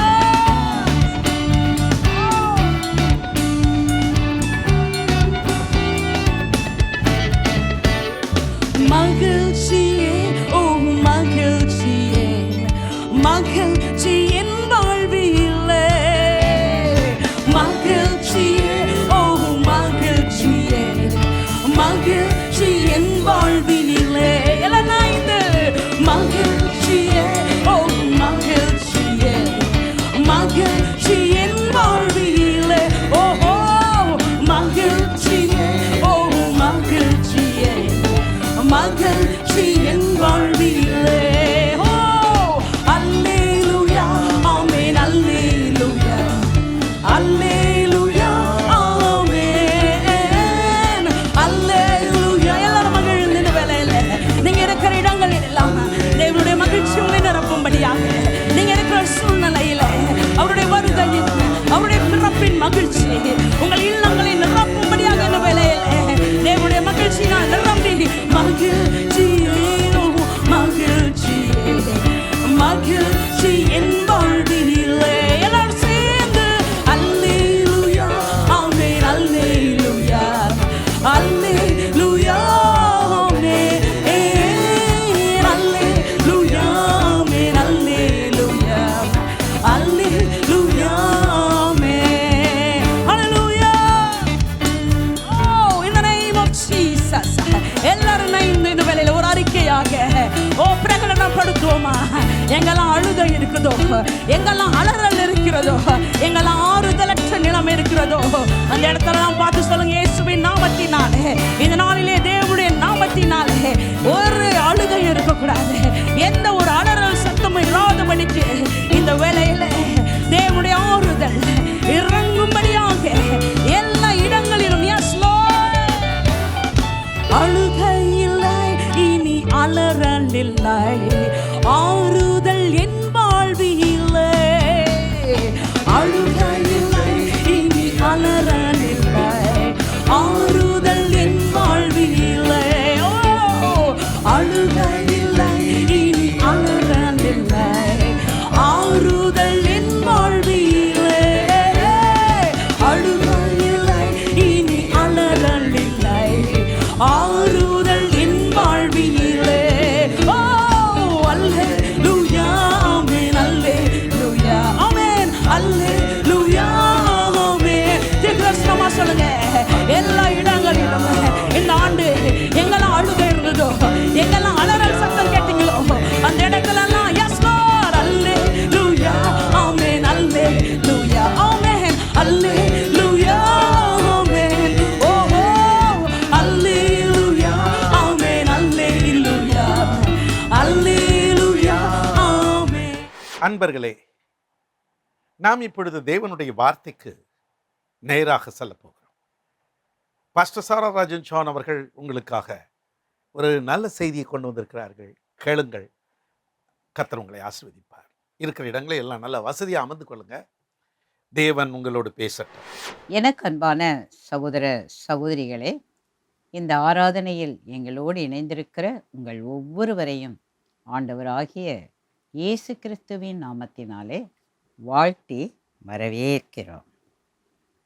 குறிப்பாக இந்த மாதம் முழுவதும் ஆண்டவராகிய இயேசு கிறிஸ்துவின் பிறப்பை உலகமெங்கிலும் இருக்கிற தேவனுடைய பிள்ளைகள் பல விதங்களில் கொண்டாடி கொண்டிருக்கிறார்கள். நாமும் இந்த நாளில் ஆண்டவராகிய இயேசு கிறிஸ்துவின் பிறப்பின் அந்த மகத்துவத்தை குறித்து தான் தொடர்ந்து நாம் தியானிக்கப் போகிறோம். யோவான் 1:15. யோவான் 1:15. யோவான் அவரை குறித்து சாட்சி கொடுத்து, எனக்கு பின் வருகிறவர் எனக்கு முன் இருந்தவர், ஆகையால் அவர் என்னிலும் மேன்மை உள்ளவர் என்று நான் சொல்லியிருந்தேனே, அவர் இவர்தான் என்று சத்தமிட்டு கூறினார். யோவான் அவர்கள் இந்த உலகத்தில் வாழ்ந்தபோது ஆண்டவராகிய இயேசு கிறிஸ்துவை குறித்து அவர் சொல்லுகிற ஒரு சாட்சி. அவர் வாழ்ந்த காலத்தில், யோவான் ஸ்நானன் அவர்கள் வாழ்ந்த காலத்தில் எல்லாரும் அவரை மேன்மையாக நினைத்தாங்க, அவரை உயர்த்தினார்கள். அப்பொழுது அவர்களை சுற்றிலும் இருந்தவர்களை பார்த்து அவர் சொல்றார், என்னிலும் மேன்மை உள்ளவர். நான் உங்களுக்கு ஏற்கனவே சொன்னேன் இல்லையா, அவர் இப்போ பாருங்கள் இவர் தான் அப்படின்னு அங்கே இருந்தவர்களுக்கு எல்லாருக்கும் ஆண்டவராகிய இயேசு கிறிஸ்துவின் அவருடைய பிறப்பு, அவருடைய மேன்மையை குறித்து அவர்கள் அறிந்து கொள்ள வேண்டும் என்பதற்காக இந்த வார்த்தைகளை அவர் அங்கே சொல்லுகிறதை நாம் பார்க்கிறோம். தொடர்ந்து யோவான் ஸ்நானன் அவ்விதமாக சொல்லுவதற்கு காரணம் என்ன? என்னிலும் மேன்மை உள்ளவர் என்று சொல்வதற்கு ஒரு காரணம் இருக்கிறது. ஆண்டவராகிய இயேசு கிறிஸ்துவின் ஒரு தெய்வீகம், அந்த தெய்வீகத்தை இந்த உலகத்தில் இருக்கிற யாரோடும் ஒப்பிடவே முடியாது. அப்படிப்பட்ட மேன்மையானவர். அதிலே குறிப்பாக அவருடைய தெய்வீகம் என்று சொல்லும்போது இந்த உலகத்தில் வாழ்கிற அத்தனை பேருக்கும் அவர் கொடுக்கிற ஒரு ரட்சிப்பு, அது மிக முக்கியமானது. ரோமர் 10:9. ரோமர் 10:9 என்னவென்றால், கர்த்தராகிய இயேசுவை நீ உன் வாயினாலே அறிக்கையிட்டு தேவன் அவரை மரித்தோரிலிருந்து எழுப்பினார் என்று உன் இருதயத்திலே விசுவாசித்தால் ரட்சிக்கப்படுவாய். கர்த்தராகிய இயேசுவை உன் வாயினாலே அறிக்கையிட்டு, இயேசுவை அறிக்கை பண்ணுங்க. ஆண்டவராகிய தேவன் அவரை மரித்தோரில் இருந்து எழுப்பினார் என்று உங்க இருதயத்தில் விசுவாசித்தால் போதும், உங்களுக்கு ரட்சிப்பு உண்டு. ரட்சிப்பு என்றால் பாதுகாப்பு. ரட்சிப்பு என்றால் நித்திய ஜீவன். இந்த உலகத்தில் ஆண்டவராகிய இயேசு கிறிஸ்துவை தங்கள் சொந்த இரட்சகராக ஏற்றுக்கொண்டவர்கள் இந்த உலகத்தோடு அவர்களுடைய வாழ்க்கை முடிந்து விடுவது அல்ல. ஆண்டவராகிய இயேசு கிறிஸ்து எதற்காக இந்த உலகத்தில் ஒரு தெய்வீக தன்மையோடு ஒரு மனிதனாக இந்த உலகத்தில் வந்தாரோ அந்த நோக்கம்தான் அவரை ஏற்றுக்கொள்ளுகிறவர்கள், அவரை அறிக்கை செய்கிறவர்கள், அவரை விசுவாசிக்கிறவர்கள் யாராக இருந்தாலும், எந்த தேசத்தை சேர்ந்தவர்களாக இருந்தாலும், எந்த மொழி பேசுகிறவர்களாக இருந்தாலும், ஏழையாக இருந்தாலும், பணக்காரர்களாக இருந்தாலும், எல்லாருக்கும் அவர் இரட்சகர். செய்ய வேண்டியது ஒன்றுதான், நம்ம வாயினால் அவரை அறிக்கை செய்யணும். தேவன் அவரை மரித்தோரிலிருந்து எழுப்பினார் என்று நம்ம இருதயத்தில் விசுவாசிக்கணும். அப்போ நமக்கு நித்திய ஜீவனையே இயேசு கொடுக்கிறார். ஹல்லேலூயா. அதுதான் அவருடைய தெய்வீகம். அப்போஸ்தலர் 9ஆம் அதிகாரம் 5ஆம் வசனம். அப்போஸ்தலர் 9:5. அங்கே சவுலாக வாழ்ந்த ஒரு மனிதன், கிறிஸ்தவர்களை துன்பப்படுத்தின ஒரு மனிதர், ஆண்டவராகிய இயேசு கிறிஸ்து அவரை சந்தித்தார். அப்பொழுது அவர் கேட்கிற ஒரு கேள்வி, அதை தான் அப்போஸ்தலர் 9:5 நாம் பார்க்கிறோம். அதற்கு அவர், ஆண்டவரே நீர் யார் என்றார். அதற்கு கர்த்தர், நீ துன்பப்படுத்துகிற இயேசு நானே. முள்ளில் உதைக்கிறது உனக்கு கடினமாம் என்றார். நீ கிறிஸ்தவங்களெல்லாம் துன்பப்படுத்துகிற, அவங்கள வேதனைப்படுத்துகிற, அவங்களெல்லாம் ஏன் பிள்ளைங்க, என்னுடைய தெய்வீகத்தோடு இணைக்கப்பட்டவங்க, அவங்கள துன்பப்படுத்துறது அவங்கள நீங்கள் துன்பப்படுத்தலை, என்னையே நீங்கள் துன்பப்படுத்துகிறீங்க என்று அறியாமையினால் கிறிஸ்தவர்களை துன்பப்படுத்தி கொண்டிருந்த சவுல் என்ற மனிதனுக்கு தன்னை யார் என்பதை அவர் அங்கே தெய்வீகத்தை வெளிப்படுத்துகிறதை நாம் பார்க்கிறோம். இயேசு கிறிஸ்துவை கர்த்தர் என்று அங்கீகரித்திருக்கிறார்கள். ஆண்டவராகிய இயேசு கிறிஸ்துவின் தெய்வீகத்தை நிரூபிக்கும் 15 உண்மைகளை நாம் இன்றைக்கு தியானிக்கப் போகிறோம். சங்கீதம் 110:1. சங்கீதம் 110:1. கர்த்தர் என் ஆண்டவரை நோக்கி, நான் உம்முடைய சத்துருக்களை உமக்கு பாதப்படி ஆக்கி போடும் வரைக்கும் நீர் என்னுடைய வலது பாரிசத்தில் உட்காரும் என்றார். ஆண்டவர், பிதா, தேவன், என்னுடைய ஆண்டவர், இரட்சகர் என்றெல்லாம் குறிப்பிடப்படுகிறதை நாம் பார்க்கிறோம். இரண்டாவதாக, தேவன் மனிதனோடு வாழ்வதற்காக கன்னிகை பிறப்பை அவர் தெரிந்து கொண்டார். ஏசாயா 7ஆம் அதிகாரம் 14ஆம் வசனம். ஏசாயா 7ஆம் அதிகாரம் 14ஆம் வசனம். ஆதலால் ஆண்டவர் தாமே உங்களுக்கு ஒரு அடையாளத்தை கொடுப்பார். ஏதோ ஒரு கன்னிகை கர்ப்பவதியாகி ஒரு குமாரனை பெறுவாள், அவருக்கு இம்மானுவேல் என்று பெயரிடுவார்கள். ஆண்டவராகிய இயேசு கிறிஸ்து இந்த உலகத்தில் பிறப்பதற்கு முன்பதாகவே தீர்க்க தரிசனமாக ஒரு வார்த்தை அறிவிக்கப்படுகிறது. எப்படி ஒரு தேவன், ஒரு தெய்வீக தன்மை உடையவர் இந்த உலகத்தில் உள்ளவர்களுக்காக அவர் பிறக்கப் போகிறார். ஒரு அடையாளத்தை அவர் கொடுக்கிறார். ஒரு கன்னிகை கர்ப்பவதி ஆவாங்க, அவங்க ஒரு குமாரனை பெறுவார்கள், அவருக்கு இம்மானுவேல் என்று பெயரிடுவார்கள். அவர் வரப்போகிற இரட்சகர். மத்தேயு 1:23 வாசிக்கிறோம். மத்தேயு 1:23. அவர், இதோ ஒரு கன்னிகை கர்ப்பவதியாகி ஒரு குமாரனை பெறுவார்கள், அவருக்கு இம்மானுவேல் என்று பெயரிடுவார்கள் என்று சொன்னார். இம்மானுவேல் என்பதற்கு தேவன் நம்மோடு இருக்கிறார் என்று அர்த்தமாம். அங்கே பழைய ஏற்பாட்டில் ஏசாயா தீர்க்கதரிசியின் மூலமாக சொல்லப்பட்ட அதே வார்த்தை இப்பொழுது மத்தேயு சுவிசேஷத்தில் அவருடைய பிறப்பை குறித்து அறிவிக்கப்படுகிறதை நாம் பார்க்கிறோம். அந்த பிறக்க போகிறவர் அவர் இம்மானுவேல். இம்மானுவேல் என்பதற்கு தேவன் நம்மோடு இருக்கிறார் என்று அர்த்தமாம். அப்போ அந்த தெய்வீகம் வெளிப்படுது பாருங்க.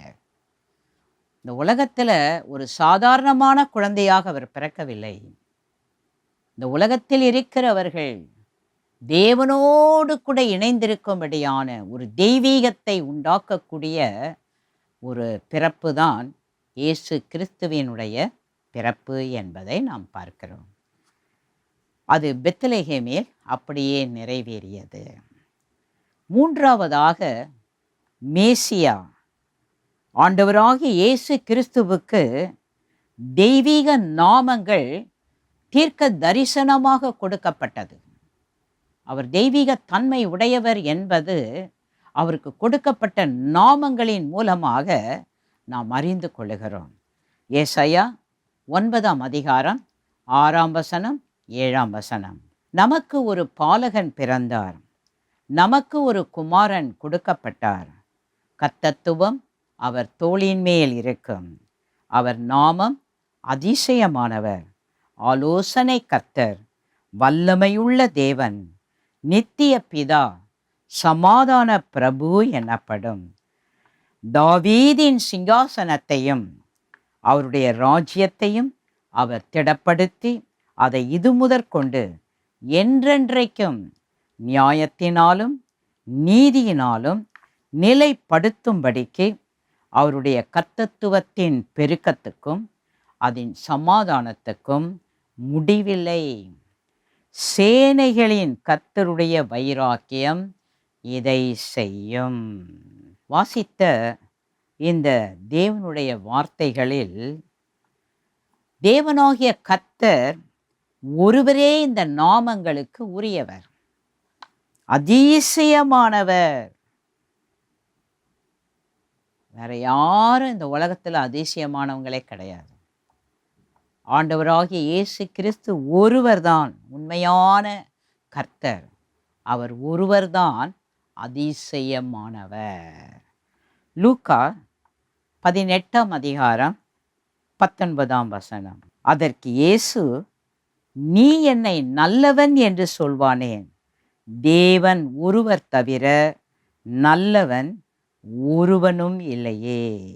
ஆண்டவராகிய இயேசு கிறிஸ்து அவர் தேவனை தவிர இந்த உலகத்தில் இருக்கிறவங்களை காப்பாற்ற யாராலும் முடியாது என்பதை வெளிப்படுத்துகிறதை நாம் பார்ப்போம். ஆலோசனை கர்த்தர், சர்வ வல்லமை உள்ள தேவன்தான் இந்த உலகத்தில் இருக்கிற எல்லாருக்கும் பூரணமான ஒரு ஆலோசகர். சங்கீதம் 16:7. எனக்கு ஆலோசனை தந்த கர்த்தரை துதிப்பேன், காலங்களிலும் என் உள்ளந்திரியங்கள் என்னை உணர்த்தும். வல்லமை உள்ள ஒரு தேவன், தீர்க்க தரிசனமாக அறிவிக்கப்பட்ட மேசியா, அவர் ஒருவர்தான் இந்த உலகத்திலேயே வல்லமை உள்ள ஒரு தேவன்.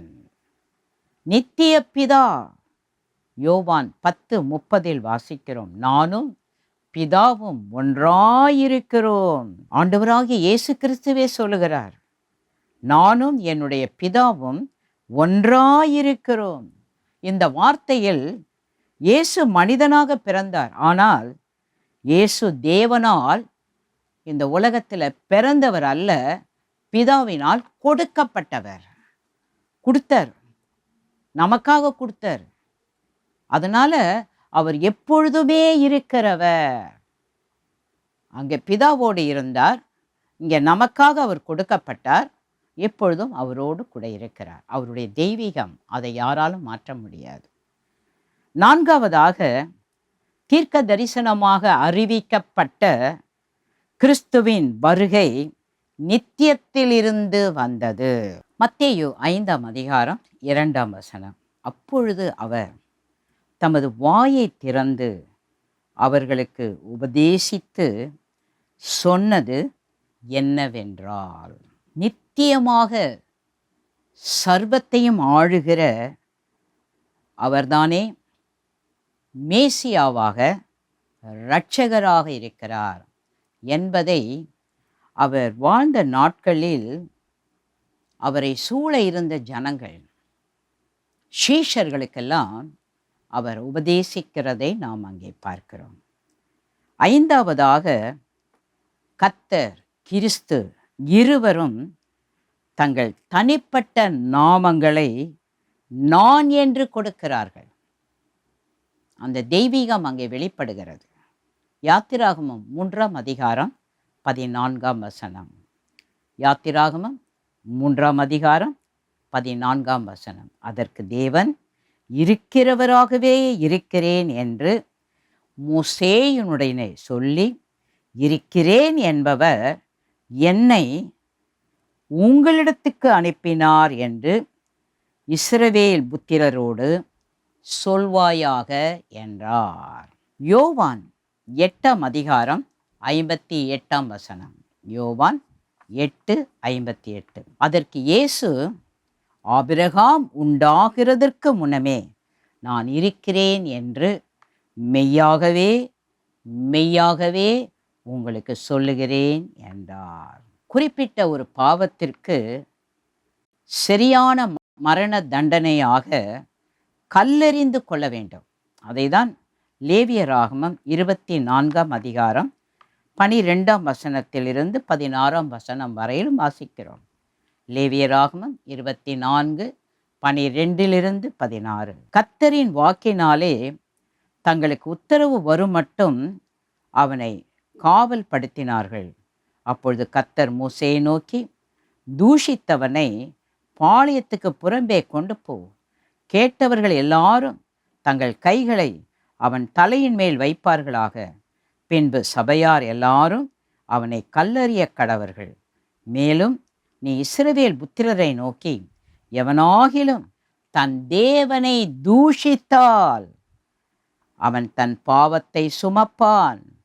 கர்த்தருடைய நாமத்தை நிந்திக்கிறவன் கொலை செய்யப்பட வேண்டும்.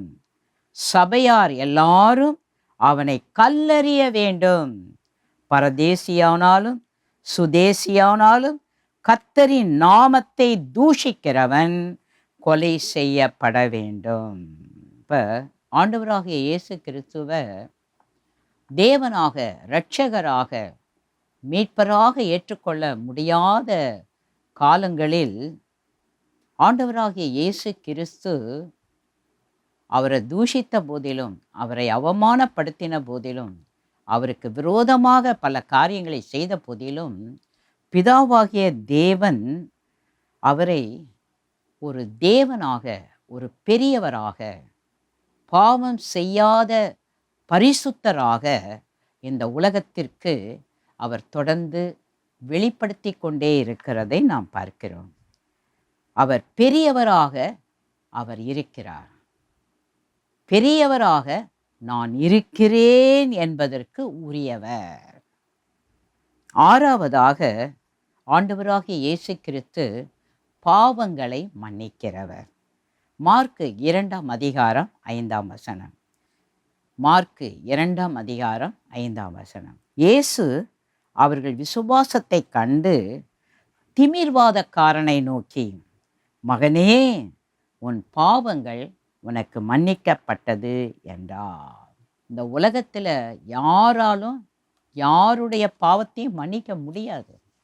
ஆனால் கிறிஸ்துவின் தெய்வீகம், அவர் உலகத்தில் ஒரு மனிதனாக தான் இப்போ வாழ்கிறார். இந்த அற்புதம் நடக்கும்போது அவர் ஒரு மனிதன் தான். ஆனால் அப்போவே அவருடைய தெய்வீகம் அந்த திமிர்வாதக்காரனை பார்த்து சொல்கிறாரு, மகனே, உன் பாவங்கள் உனக்கு மன்னிக்கப்பட்டது. அதுக்கு பிறகு உன் படுக்கையை எடுத்துக்கொண்டு நடந்து போன்னு சொல்கிறாரு. அந்த மனுஷன் அப்படியே எழுந்து நடந்து போனார். ஆகவே பாவங்களை மன்னிக்க ஆண்டவராகிய இயேசு கிறிஸ்து அவர் தெய்வீக தன்மை உடையவர். ஹல்லேலூயா. மார்க்கு 2ஆம் அதிகாரம் 7ஆம் வசனம். மார்க்கு 2:7. இவர் இப்படி தேவதூஷணம் சொல்லுகிறது என்ன? தேவன் ஒருவரே அன்றி பாவங்களை மன்னிக்கத்தக்கவர் யார் என்று தங்கள் இருதயங்களில் சிந்தித்து கொண்டிருந்தார்கள். உன் பாவங்கள் உனக்கு மன்னிக்கப்பட்டதுன்னு உடனே அங்க இருந்த யூதர்கள் எல்லாரும் சேர்ந்து சொல்றாங்க, இவர் யாரு? பாவங்களை மன்னிக்கிறன்றாரு. தேவன் ஒருவர் தானே பாவங்களை மன்னிக்க கூடியவர். அப்ப பாவம் என்பது பிரமாணத்திற்கு எதிராக செயல்படுகின்ற ஒரு செயல். பிரமாணம், இதை செய்யாத அப்படின்னா செய்யக்கூடாது, அதை மீறி செஞ்சாங்கன்னா அது பாவம், அது யாராக இருந்தாலும் சரி. அப்போ இந்த யூதர்கள்லாம் சொல்கிறாங்க, தன்னை தேவன் போல இவர் சொல்கிறாரே, இது எவ்வளோ பெரிய பாவம். அப்போ இந்த மாதிரி பட்டவங்களெல்லாம் கல்லெறிஞ்சி தான் கொல்லணும் அப்படின்னு கூட அவங்க மனசில் அவங்க சிந்திக்கிறாங்க. ஆனால் ஆண்டவராகிய இயேசு கிறிஸ்து ஒருவர்தான் பாவங்களை மன்னிக்கக்கூடியவர். ஏழாவதாக, ஆண்டவராகிய இயேசு கிறிஸ்து பிதா பரிசுத்த ஆவியானவருக்கு சமமானவர் என்பதை உரிமை பாராட்டுகிறார். அவர் உரிமை பாராட்டுகிறார். நான் தனி இல்லை, பிதாவோட சேர்ந்திருக்கேன், பரிசுத்த ஆவியானவரோடு சேர்ந்திருக்கேன், நாங்கள் எல்லாரும் சமம். மத்தேயு 28ஆம் அதிகாரம் 19ஆம் வசனத்தில், ஆகையால் நீங்கள் புறப்பட்டு போய் சகல ஜாதிகளையும் சீஷராக்கி பிதா குமாரன் பரிசுத்த ஆவியின் நாமத்திலே அவர்களுக்கு ஞானஸ்நானம் கொடுத்து. ஞானஸ்நானம் கொடுக்கும்போது இயேசு கிறிஸ்து சொல்றார், பிதா குமாரன் பரிசுத்த ஆவியின் நாமத்திலே ஞானஸ்நானம் கொடுங்க. முடிவான ஒரு ஆசீர்வாதத்திலும் 2 கொரிந்தியர் 13:14 வாசிக்கிறோம். கர்த்தராகிய இயேசு கிறிஸ்துவினுடைய கிருபை, தேவனுடைய அன்பு, பரிசுத்த ஆவியினுடைய ஐக்கியமும் உங்கள் அனைவரோடும் இருப்பதாக. ஆமென். கிறிஸ்துவினுடைய கிருபை, தேவனுடைய அன்பு, பரிசுத்த ஆவியானவருடைய ஐக்கியம், 3 பேரும் இணைந்து செயல்படுகிறார்கள். 8ஆவதாக, ஆண்டவராகிய இயேசு கிறிஸ்து சர்வ வியாபி. சர்வ வியாபி என்பது சர்வ வல்லமையுள்ள தேவனுடைய குணாதிசயம். தூதர்களுக்கோ மனிதர்களுக்கோ அது கிடையாது. மத்தேயு 18:20. மத்தேயு 18:20. ஏனெனில் 2 பேராவது 3 பேராவது என் நாமத்தினாலே எங்கே கூடியிருக்கிறீர்களோ அங்கே அவர்கள் நடுவிலே இருக்கிறேன் என்றார். கொஞ்சம் கற்பனை பண்ணி பாருங்க, 2 பேர் 3 பேர் கூடுற இடத்துல நான் இருப்பேன்றார். உலகம் எங்கிலும் இருக்கிற தேவனுடைய பிள்ளைகள் கூடுற இடத்துல எல்லா இடத்துலையும் அவர் இருக்கிறார். அவரால் மட்டும்தான் அப்படி இருக்க முடியும். நான் இங்கே மட்டும்தான் இருப்பேன், அங்கே மட்டும்தான் இருப்பேன்னு ஆண்டவர் சொல்லலை. அவர் சர்வ வியாபி. எந்த இடத்துல அவருடைய நாமத்தினால 2 பேர் 3 பேர் கூடிட்டாங்கன்னா அந்த இடம், எல்லா இடங்களிலும் அவர் இருக்கக்கூடிய ஒரு வல்லமை உள்ள ஒரு தேவன். 9ஆவதாக, ஆண்டவராகிய இயேசு கிறிஸ்து சர்வ ஞானி. அதுதான் அவருடைய தெய்வீகம். இந்த தெய்வீக குணத்தை இந்த உலகத்தில் யாரிடத்திலும் பார்க்க முடியாது. ஆண்டவராகிய இயேசு கிறிஸ்து ஒருவர்தான் இந்த குணாதிசயத்தை உடையவராக இருக்கிறார். மார்க் 11ஆம் அதிகாரம் 2ஆம் வசனத்திலிருந்து 6ஆம் வசனம். மார்க் 11 2ஆம் வசனத்திலிருந்து 6ஆம் வசனம். உங்களுக்கு எதிரே இருக்கிற கிராமத்துக்கு போங்கள், அதில் பிரவேசித்த உடனே மனுஷர் ஒருவரும் ஒரு காலும் ஏறிராத ஒரு கழுதை குட்டி கட்டியிருக்க காண்பீர்கள். அதை அவிழ்த்து கொண்டு வாருங்கள். ஏன் இப்படி செய்கிறீர்கள் என்று ஒருவன் உங்களிடத்தில் கேட்டால், இது ஆண்டவருக்கு வேண்டும் என்று சொல்லுங்கள். உடனே அதை இவ்விடத்திற்கு அனுப்பிவிடுவான் என்று சொல்லி அவர்களை அனுப்பினார். அவர்கள் போய் வெளியே இருவழி சந்தியில் ஒரு வாசல் அருகே கட்டியிருந்த அந்த குட்டியை கண்டு அதை அவிழ்த்தார்கள். அப்பொழுது அங்கே நின்றவர்களில் சிலர், நீங்கள் குட்டியை அவிழ்க்கிறது என்னவென்றார்கள். இயேசு கற்பித்தபடியே அவர்களுக்கு உத்தரவு சொன்னார்கள். அப்பொழுது அவர்களை போக விட்டார்கள். கழுதையை பற்றி அவருடைய வெற்றி பயணத்தில் அறிவிக்கின்ற ஒரு முறையை பாருங்க. போங்க, அங்க ஒருவரும் ஒரு காலம் ஏறிராத ஒரு கழுதியை நீங்க பார்ப்பீங்க. அவங்க வேற கேட்பாங்க, ஏன் அவுக்குறீங்கன்னு. அப்ப நீங்க சொல்லுங்க, அவங்க உடனே விட்டுருவாங்க. அப்ப சர்வஞானி, இன்றைக்கு உலகமெங்கிலும் இருக்கிற அவருடைய பிள்ளைகள் யாரும் அவருக்கு போய் ஒருவரையும் பற்றி சொல்ல வேண்டியதில்லை. எல்லாரையும் பற்றி அவர் நன்றாக அறிந்தவர். ஒவ்வொருவருக்கும் அவரவருடைய சூழ்நிலைகளுக்கு ஏற்ற விதமாக எந்த விதத்திலெல்லாம் அவர்களுக்கு உதவி செய்ய வேண்டுமோ அதை நம்ம கேட்டு நம்ம சொல்லி அவர் செய்கிறவர் அல்ல.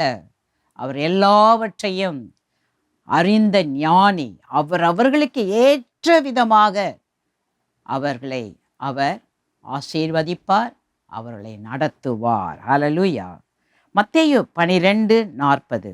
யோனா இரவும் பகலும் 3 நாள் ஒரு பெரிய மீனின் வயிற்றில் இருந்தது போல மனுஷகுமாரனும் இரவும் பகலும் 3 நாள் பூமியின் இருதயத்தில் இருப்பார். தான் மரித்து அடக்கம் பண்ணப்பட்டு அவர் 3 நாள் கல்லறையில் இருப்பேன் என்பதை குறித்து அவர் ஏற்கனவே இவர் முன்னறிவிக்கிறார். மத்தேயு 24ஆம் அதிகாரம் 3ஆம் வசனத்தில் இருந்து 31ஆம் வசனம் வரையிலும் நாம் வாசிக்கும் பொழுது எப்படி கடைசி காலத்தில்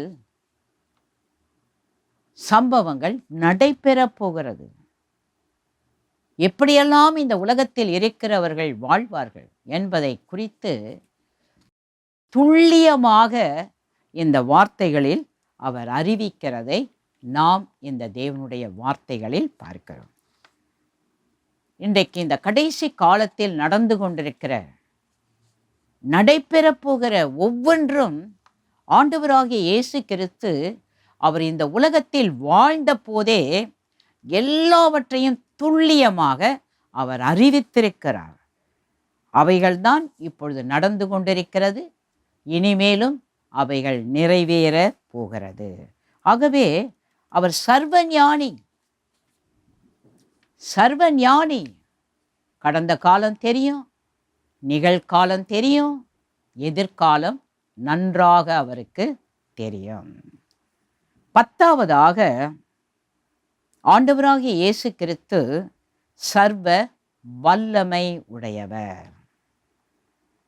சர்வ வல்லமை என்பது சர்வ வல்லமையுள்ள தேவனின் ஒரு குணாதிசயம். ஒரு குணாதிசயம்.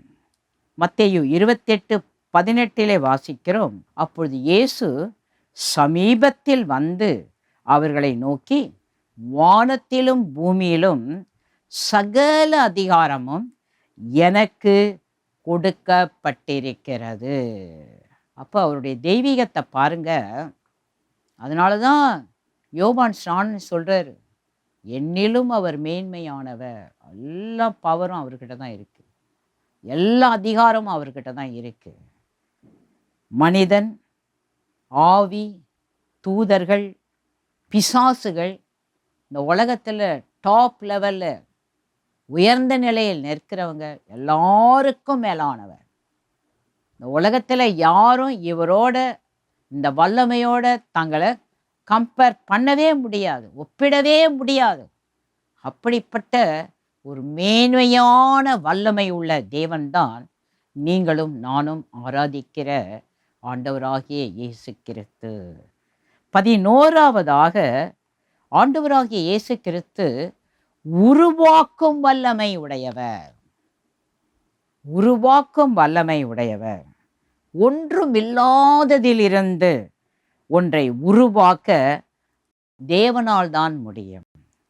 ஆண்டவராகிய இயேசு கிறிஸ்து பூமி உருவான போதிலிருந்து இப்பொழுது வரையிலும் அவர் செயல்பட்டு கொண்டே இருக்கிறார்.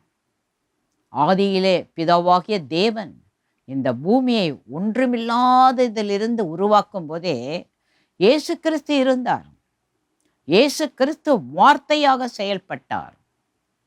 இன்று வரையிலும் அவரை நம்புகிறவர்கள், விசுவாசிக்கிறவர்கள் ஒவ்வொருவருடைய வாழ்க்கையிலும் அதே இயற்கைக்கு அப்பாற்பட்ட விதத்தில் ஒன்றும் இல்லாதவைகளில் இருந்து உருவாக்கக்கூடிய வல்லமை உடையவராக இருக்கிறார். ஹல்லேலூயா.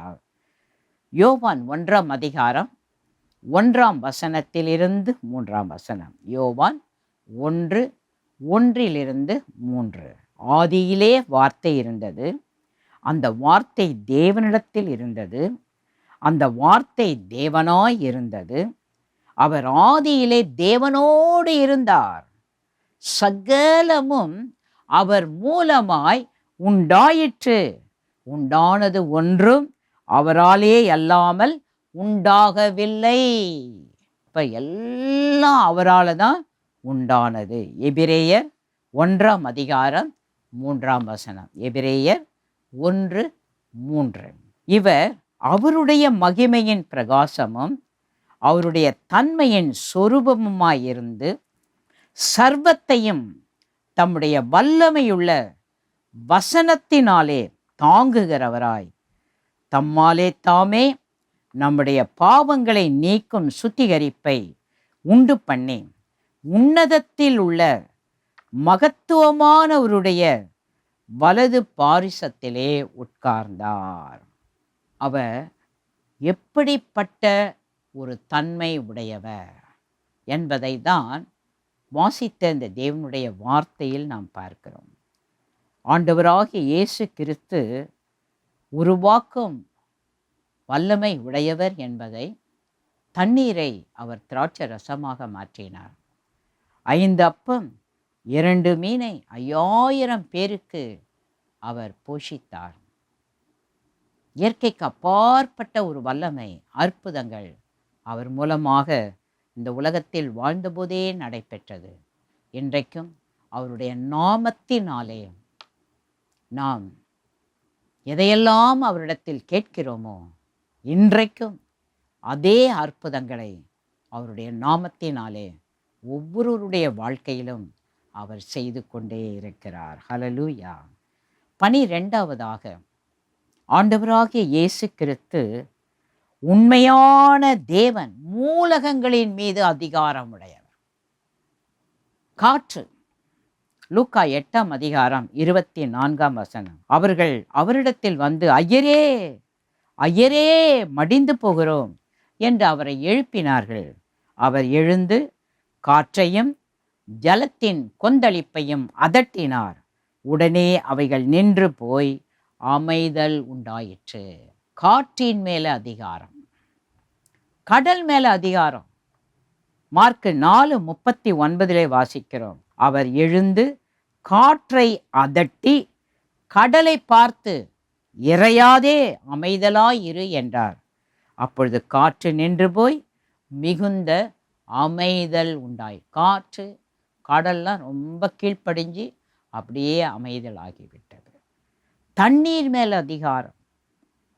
மத்தேயு 14ஆம் அதிகாரம் 25ஆம் வசனம் 26ஆம் வசனம். இரவின் 4ஆம் ஜாமத்திலே இயேசு கடலின் மேல் நடந்து அவர்களிடத்திற்கு வந்தார். அவர் கடலின் மேல் நடக்கிறதை சீஷர்கள் கண்டு கலக்கமடைந்து ஆவேசம் என்று சொல்லி பயத்தினால் அலறினார்கள். கடல் மேல நடக்கிறார். அப்ப கடல் கூட அவருக்கு சாதாரணமான ஒரு காரியம் என்பதை நாம் பார்க்கிறோம். 13வதாக தேவனுக்குரிய ஆராதனையை ஆண்டவராகிய இயேசு கிறிஸ்து அங்கீகரித்தார். யோவான் 9ஆம் அதிகாரம் 38ஆம் வசனம். உடனே அவன், ஆண்டவரே, விசுவாசிக்கிறேன் என்று சொல்லி அவரை பணிந்து கொண்டான். ஒரு பார்வை இழந்த மனுஷன் இப்போ பார்வை அவர் பெற்றுக்கொண்ட உடனே அவருடைய பாதத்தில் விழுந்து அவரை பணிந்து கொள்றார். அதை ஏத்துக்கிறார். லூக்கா 4ஆம் அதிகாரம் 7ஆம் வசனம் 8ஆம் வசனம். சாத்தானுடைய வார்த்தைக்கு கொடுக்கிற ஒரு பதில். பிசாசு சொல்றான், நீர் என்னை பணிந்து கொண்டால் எல்லாம் உம்முடையதாகும் என்று சொன்னான்.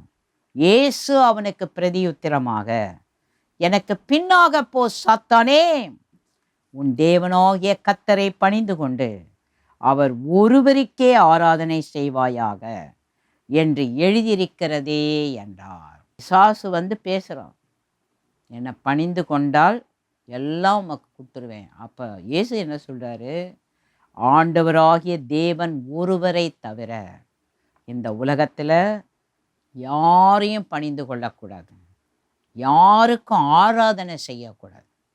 அதனால்தான் தேவனுடைய பிள்ளைகள் நாம் ஆண்டவராகிய இயேசு கிறிஸ்துவை ஆராதிக்கிறோம். ஆண்டவராகிய இயேசு கிறிஸ்துவின் நாமத்தை தொழுது கொள்கிறோம். அதை ஒரு சில வடிவில் கூட நம்ம வச்சுக்கிறது இல்லை. ஏன்னா அதெல்லாம் ஆண்டவர் விரும்ப மாட்டார். பல விதங்களில், பல வழிகளில், எந்த விதத்திலும் தேவனுக்கு கொடுக்க வேண்டிய அந்த முதலிடத்தை உலகத்தில் இருக்கிற எந்த ஒரு பொருட்களுக்கும், எந்த ஒரு சிருஷ்டிப்புக்கும் நாம் கொடுக்கக்கூடாது. அதை ஆண்டவர் ஒரு நாளும் ஏற்றுக்கொள்ளவே மாட்டார். அதை தான் இயேசு கிறிஸ்து அங்கே சொல்கிறார், பிசாசுக்கிட்டே சொல்கிறார்.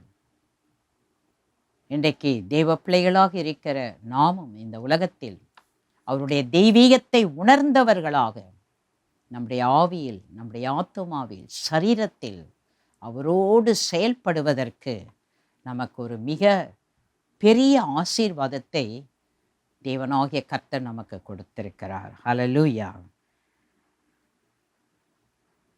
14வதாக ஆண்டவராகிய இயேசு கிறிஸ்து தோமாவின் சாட்சியை அங்கீகரிக்கிறார். ஆண்டவராகிய இயேசு கிறிஸ்து தோமா அவர்கள் சொல்லுகிற சாட்சியை அவர் அங்கீகரிக்கிறார். யோவான் 20ஆம் அதிகாரம் 28ஆம் வசனம். தோமா அவருக்கு பிரதியுத்திரமாக, என் ஆண்டவரே, என் தேவனே. அவர் கூப்பிடுற விதத்தை பாருங்க. அவர் ஒரு சீஷன். இப்போ அவர் சொல்றாரு, என் ஆண்டவரே, என் தேவனே. அவர் தவறு இழைத்தார், அறியாமையினால சில வார்த்தைகளை பேசினார். ஆனாலும் ஆண்டவராகிய இயேசு கிறிஸ்து அவருடைய வாழ்க்கையில் அவர் தன்னை ஆண்டவரே, தேவனே என்று அழைக்கும்போது அதை அப்படியே ஏற்றுக்கொள்கிறார். இந்த அப்போஸ்தலனாகிய தோமா ஆண்டவராகிய இயேசு கிறிஸ்து கர்த்தராகிய தேவன் நித்தியமாக இருக்கின்றவர் என்ற உண்மையை அவர் வெளிப்படுத்தும் போது, இயேசு கிறிஸ்து எப்போ அதெல்லாம் சொல்லாத, நான் ஆண்டவர் இல்லை, நான் தேவன் இல்லைன்னு அவர் சொல்லலை. அவர் ஆண்டவர், அவர் தேவன் என்பதை அவர் அங்கீகரிக்கிறதை நாம் அங்கே பார்க்கிறோம். 15வதாக ஆண்டவராகிய இயேசு கிறிஸ்துவின் உயிர்த்தெழுதலை குறித்த ஒரு காரியத்தை நாம் பார்க்கிறோம். இதுதான் உறுதியான மேலான கூற்று. ஆண்டவராகிய இயேசு கிறிஸ்து தான் தேவன். அவர் மரித்து அடக்கம் பண்ணப்பட்டு உயிரோடு கூட எழும்பினார். அவருடைய தெய்வீகம் அதிலே வெளிப்படுகிறது. ரோமர் 1ஆம் அதிகாரம் 4ஆம் வசனம் 5ஆம் வசனம். ரோமர் 1ஆம் அதிகாரம் 4ஆம் வசனம் 5ஆம் வசனம். இயேசு கிறிஸ்துவை குறித்து தேவன் தம்முடைய தீர்க்க தரிசிகள் மூலமாய் பரிசுத்த வேதாகமங்களில் முன்னே தம்முடைய சுவிசேஷத்தை பற்றி வாக்குத்தத்தம் பண்ணினபடி கர்த்தராகிய இயேசு கிறிஸ்துவானவர் மாம்சத்தின்படி தாவீதின் சந்ததியில் பிறந்தவரும் பரிசுத்தமுள்ள ஆவியின்படி தேவனுடைய சுதனென்று மரித்தோரிலிருந்து உயிர்த்தெழுந்ததினாலே பலமாய் ரூபிக்கப்பட்ட தேவ குமாரனுமாயிருக்கிறார். இதை யாரும் மறுக்க முடியாது. இது யாரும் இல்லை என்று சொல்லவே முடியாது. மரித்தோரில் இருந்து உயிர்த்தெழுந்ததினாலே பலமாய் ரூபிக்கப்பட்ட அவர் தேவனுடைய குமாரன், அவர் ஆண்டவர், அவர் இரட்சகர், அவர் மீட்பர். அதை அவர் நிரூபித்தார். மரித்தோரிலிருந்து உயிரோடு எழும்பினதினால அதை அவர் நிரூபித்தார். இந்த தேவனுடைய வார்த்தை உயிர்த்தெழுதலை முக்கியப்படுத்துகிறதை நாம் பார்க்கிறோம். ஆண்டவராகிய இயேசு கிறிஸ்து தேவனுடைய குமாரன் என்பதை வலியுறுத்துகிறது. பிதாவாகிய தேவன்தான் தன்னோடு இருந்த தன்னுடைய குமாரனாகிய இயேசுவை இந்த உலகத்தில் இருக்கிற ஒவ்வொருவருக்காக அவர் அனுப்பினார். இந்த உலகத்திலே அவர் எதை நிறைவேற்ற வேண்டுமோ அதை நிறைவேற்றி முடித்த உடனே அவரை அப்படியே விட்டுவிடவில்லை. அவரை உயிரோடு எழுப்பி அவரும் தேவன் என்பதை பிதாவாகிய தேவன் இந்த உலகத்திற்கு நிரூபித்தார். என கண்பான தேவனுடைய பிள்ளைகளே, கடைசி நியாய தீர்ப்புக்கு, நரக ஆக்கினைக்கு நாம் பாதுகாக்கப்பட, விடுவிக்கப்பட ஆண்டவராகிய இயேசு கிறிஸ்துவின் பிள்ளைகளாக இந்த உலகத்தில் நாம் வாழும்போது அவருடைய தெய்வீக தன்மை நம்மை பாதுகாத்து கொள்ளுகிறது, நம்மை பராமரிக்கிறது. நம்மை இந்த உலகத்தில் எல்லாவற்றிலும் நாம் வெற்றி பெறுவதற்கு ஆண்டவராகிய இயேசு கிறிஸ்து நமக்கு அவர் உதவி செய்கிறார். ரோமர் 6ஆம் அதிகாரம் 4ஆம் வசனம். பிதாவாகிய தேவனே இயேசு கிறிஸ்துவை மரித்தோரிலிருந்து உயிரோடு எழுப்பினார். ரோமர் 6ஆம் அதிகாரம் 4ஆம் வசனம். மேலும் பிதாவின் மகிமையினாலே கிறிஸ்து மரித்தோரிலிருந்து எழுப்பப்பட்டது போல நாமும் புதிதான ஜீவன் உள்ளவர்களாய் நடந்து கொள்ளும்படிக்கு அவருடைய மரணத்திற்குள்ளாக்கும் ஞானஸ்தானத்தினாலே கிறிஸ்துவுடனே கூட அடக்கம் பண்ணப்பட்டோம். ஆண்டவராகிய இயேசு கிறிஸ்துவின் அந்த தெய்வீகத்தை இந்த உலகத்திற்கு பிரகடனப்படுத்தினார். என கண்பான தேவனுடைய பிள்ளைகளே, ஆண்டவராகிய இயேசு கிறிஸ்து அவர் தேவனுக்குரிய குணாதிசயங்களை உடையவர். அவர் நித்தியமான ஒரு தேவன். அதைதான் மீகா 5:2 வாசிக்கிறோம். எப்ராத்தா என்னப்பட்ட பெத்லெகேமே, நீ யூதேயாவில் உள்ள ஆயிரங்களுக்குள்ளே சிறியதாயிருந்தும் இஸ்ரவேலை ஆளப்போகிறவர் உன்னிடத்திலிருந்து புறப்பட்டு என்னிடத்தில் வருவார். அவருடைய புறப்படுதல் அநாதி நாட்களாகிய பூர்வத்தினுடையது. அவர் நித்தியமானவர். யோவான் 8:58, கொலோசியர் 1:17, வெளிப்படுத்தின விசேஷம் 1:8 இதை குறித்து நாம் வாசிக்கிறோம். மாறாதவர். எபிரேயர் 13:8, எபிரேயர் 13:8. இயேசு கிறிஸ்து நேற்றும் இன்றும் என்றும் மாறாதவராயிருக்கிறார். மூன்றாவது, அவர் சர்வ வல்லமையுள்ள ஒரு தேவன். அதைதான் லூக்கா 8ஆம் அதிகாரம் 24ஆம் வசனம், மத்தேயு 28:18 நாம் வாசிக்கிறோம். அவர் சர்வ வியாபி. மத்தேயு 18:20 ஏற்கனவே தியானித்தோம். மத்தேயு 28:20 அதை பார்த்தோம். யோவான் 1:48 அதற்கு நாத்தான்வேல் நீர் என்னை எப்படி அறிவீர் என்றார். இயேசு அவரை நோக்கி, பிலிப்பு உன்னை அழைக்கிறதற்கு முன்னே நீ அத்திமரத்தின் கீழ் இருக்கும்போது உன்னை கண்டேன் என்றார். நாத்தான்வேலை பார்த்த உடனே அவர் பேசின விதம், உங்களுக்கு எப்படி என்ன தெரியும்? அப்போ இவர் ஒரு விளக்கம் கொடுக்கிறார். எப்பா, நான் இப்போ இல்லை, நீ அத்திமரத்தின் கீழே இருக்கும்போதே உன்னை பற்றி எனக்கு தெரியும். யோவான் 3:13 இதை குறித்து நாம் வாசிக்கிறோம். ஐந்தாவதாக அவர் சர்வ ஞானி. இதெல்லாம் நம்ம ஏற்கனவே தியானித்தோம். அந்த குணாதிசயங்கள் அதை யாருமே மறுக்க முடியாது.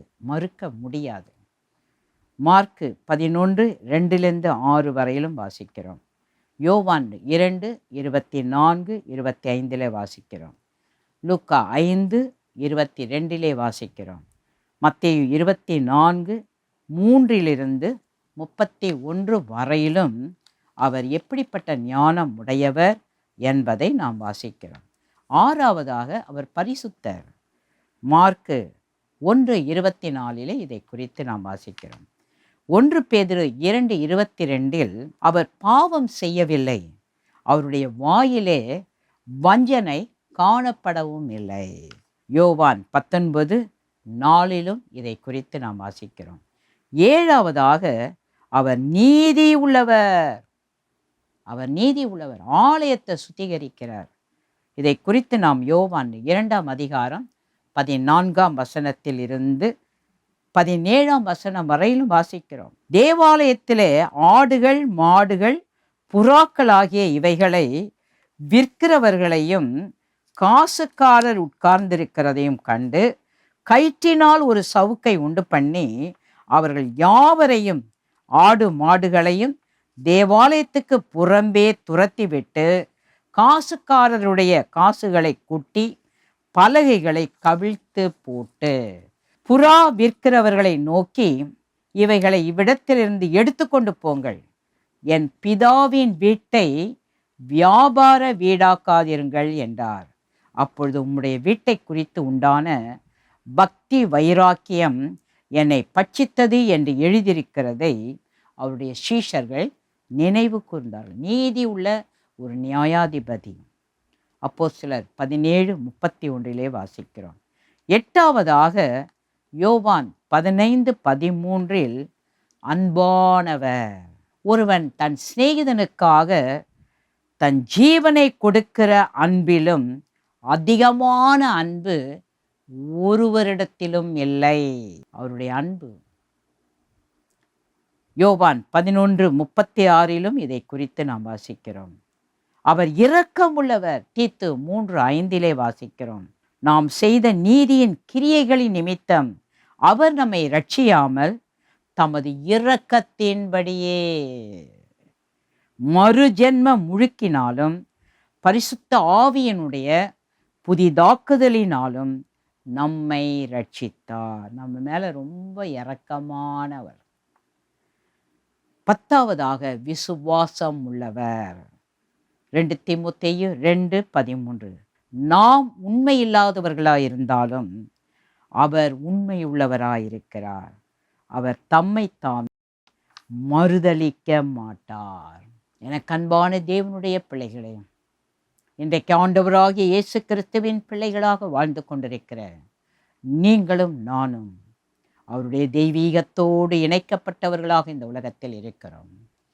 அவர் பிதாவின் ஒரே பேரான குமாரனாக இருந்தும் தம்மைத்தாமே வெறுமையாக்கி உங்கள் மேல் என் மேல் வைத்த அன்பினாலே இந்த உலகத்திற்கு அவர் வந்து தன்னை நமக்கெல்லாருக்கும் வெளிப்படுத்தி இன்றைக்கு நாம் தேவனுடைய பிள்ளைகளாக வாழ, அந்த தெய்வீகத்திலே வாழ தேவனாகிய கர்த்தர் நம்ம மேலே எவ்வளவு அன்பாக, எவ்வளவு இரக்கமாக, எவ்வளவு கிருபையாக நமக்கு அவர் உதவி செய்திருக்கிறார்.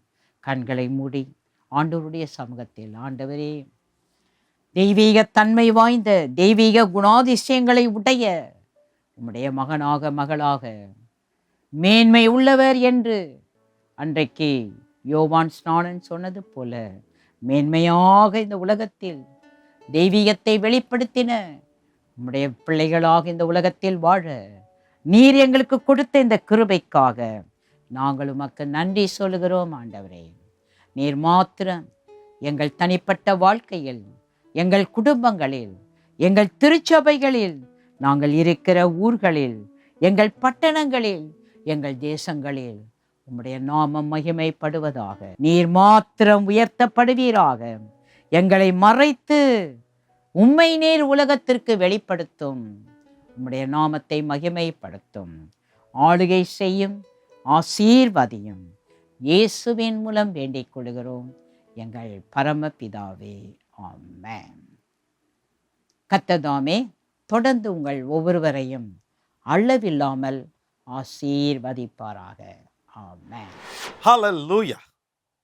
தேவனுடைய குரல் திட்டமாக ஆவியானவரின் வழியாக நம் மத்தியில் வந்தது. அவருடைய குரலில் எத்தனை ஆசீர்வாதங்கள் இருந்தன. கர்த்தருக்கு ஸ்தோத்திரம். அன்பானவர்களே, இப்பொழுது ஆராதனை இறுதி கட்டத்துக்கு வந்துட்டோம். நம்ம எல்லாருமே ஒரு சில காரியங்களுக்கு ஜெபிக்க வேண்டும். உங்களால் முடிந்த அளவுக்கு நீங்கள் ஜெபியுங்கள். முழங்கால் போட முடிந்தால் போடுங்கள். இல்லைப்பா, நான் படுக்கையில் இருக்கேன், அப்படியே இருங்க. இல்லைப்பா, எனக்கு முழங்கால் போட முடியாது, நின்றுக்கிறேன், நின்று கொள்ளுங்கள், உங்கள் வசதி. ஆனால் இதயத்தை ஒருமுகப்படுத்துங்கள். நாம் நாட்டு நலனுக்காக ஜெபிக்க போகிறோம். தனிநபர் ஒவ்வொருவருடைய வாழ்க்கையிலும் கர்த்தராகிய இயேசு கிறிஸ்துவின் அருள் திரு வார்த்தைகள் உள்ளே சென்று அவர்கள் ஆண்டவர் இயேசு கிறிஸ்துவின் வருகைக்கு ஆயத்தமாக ஜெபிக்க போகிறோம். ஜெபிப்போமா? பரலோக தந்தையே, தேசங்களுக்காக நாங்கள் ஜெபிக்கிறோம் அப்பா. சர்வ சிருஷ்டிகர் நீர் தான் ஆண்டு கொண்டிருக்கிறீர்.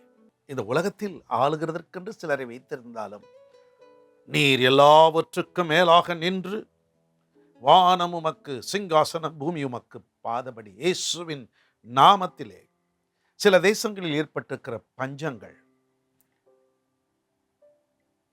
ஜனத்திற்கு விரோதமாக ஜனம் ஆட்சியை பிடிக்க வேண்டும் என்ற நிலையில் அவமான காரியங்களை செய்கின்ற சில குழுக்கள், இதற்கு நடுவில் உம்மை நம்பியிருக்கிற ஒரு கூட்டமும் இருக்கே. அவர்கள் நிமித்தம், அந்த நல்லவர்களை நிமித்தம் நாட்டை காப்பாற்றும் அப்பா.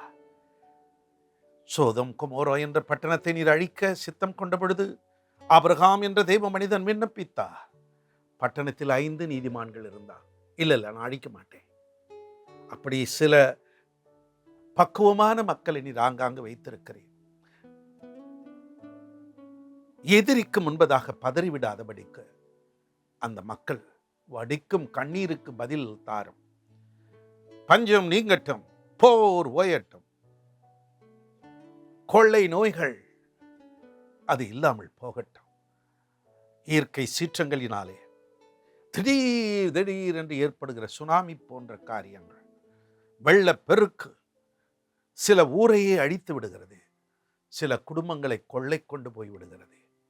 உடைமைகளை இழந்து, உள்ளதை இழந்து கண்ணீரோடு தவிக்கும் மக்கள் பல தேசங்களில் இருக்கிறார்கள்.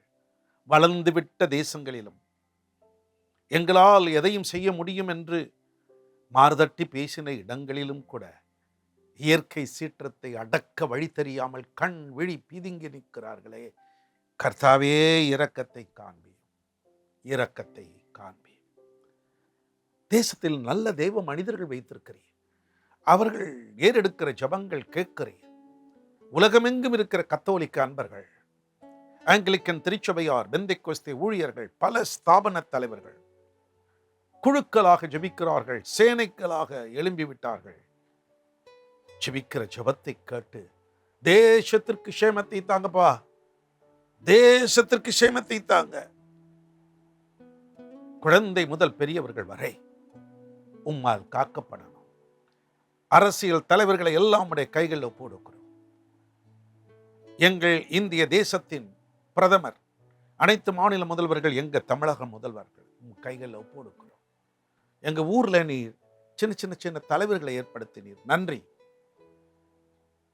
இராணுவ வீரர்களுக்காக, மருத்துவ குழாமினருக்காக, துப்புரவு தொழிலாளர்களுக்காக, ஆசிரியர் பெருந்தகைகளுக்காக வேண்டிக் கொண்டேன். ஒவ்வொருவரையும் தனித்தனியாக ஆசீர்வதிங்க. தேவரீர் நீ நல்லவர், நீ செய்ய நினைக்கிறது எதுவும் தடைபடாது. எங்கள் அன்புக்குரிய ஐயா சாது சுந்தர் செல்வராஜ் அயராமல் ஓடிக்கொண்டிருக்கிறார்கள். அவர்களுக்கு நல்ல சுகம் தாரும். அவரோடு இணைந்து பணியாற்றுகிற பிள்ளைகளுக்கு பாதுகாப்பு தாரும். நேயர்களை கர்த்தர் கண்ணோக்கி பாரும். பங்காளர்களை கர்த்தர் பக்குவமாய் பாதுகாத்துக் கொள்ளும். இந்த ஊழியம் நிறைவேறுவதற்கு நீர்தானே காரணர். உமக்கே சகல துதிகான மகிமை செலுத்துகிறோம். தகப்பனே, இந்த நாட்களிலும் சரீரத்தில் பலகீனம் அடைந்து ஐயோ எனக்கு எப்போ சுகம் கிடைக்கும், எப்ப நானும் திருச்சபைக்கு போவேன், என்னால் எழுந்து நடக்க முடியவில்லை, போக முடியலையே, எனக்கு அங்கலாய்க்கும் பிள்ளைகளை கண்ணோக்கி பாரும். டயாலிசிஸ், அறுவை சிகிச்சைகள், மருத்துவமனையில் படுத்து கிடக்கிறவர்கள், ஏதோ ஒரு காரணத்தினாலே நொடிந்து வேதனையோடு இருக்கிறவர்களை கண்ணோக்கி பார். தொடுங்கப்பார், தொட்டு சுகமாக்குங்க. உம்மால் அது முடியும், உம்மால் அது முடியும். எழுப்புங்க. சில குடும்பங்களிலே வேண்டாத காரியங்களினால் குடும்பங்கள் சிதைந்து விட்டன, பிரிந்து விட்டன. தெரிந்தோ தெரியாமலோ தவறு நடந்து விட்டது. கர்த்தர் மனம் இறங்கி குடும்பங்களை கண்ணோக்கி பார். நீர் ஒரு குடும்பத்தில் தானே இருந்தீர். குடும்ப உறவுகள் உமக்கு தெரியுமே. சர்வத்தையும் அறிந்த சர்வ ஞானியே. சில பெற்றோர் தங்கள் பிள்ளைகளுக்கு திருமணம் முடியவில்லை என்று கதறுகிறார்கள். வயது ஏறிவிட்டது என்று அங்கலாய்க்கிறார்கள். கண்ணோக்கிப்பார். சில விதவை சகோதரிகள் துணைக்கு ஆள் இல்லை, நீர்தான் எங்கள் மணவாளன் என்று உண்மையே நம்பியிருக்கிறார்கள். உதவி செய்யுங்க. சிலர் திருமணம் முடித்த ஆண்டுகள் ஓடியும் பிள்ளை செல்வம் இல்லை என்று ஏங்குகிறார்கள். கர்த்தர் கண்ணோக்கி பார்த்தார். ஏது தேவைகள் யார் யாருக்கு வேணுமோ நீர் சொன்னீரை கேளுங்கள், தரப்படும். உங்கள் சந்தோஷம் நிறைவாய் இருக்கும்படி கேட்டு பெற்றுக்கொள்ளுங்கள் என்று.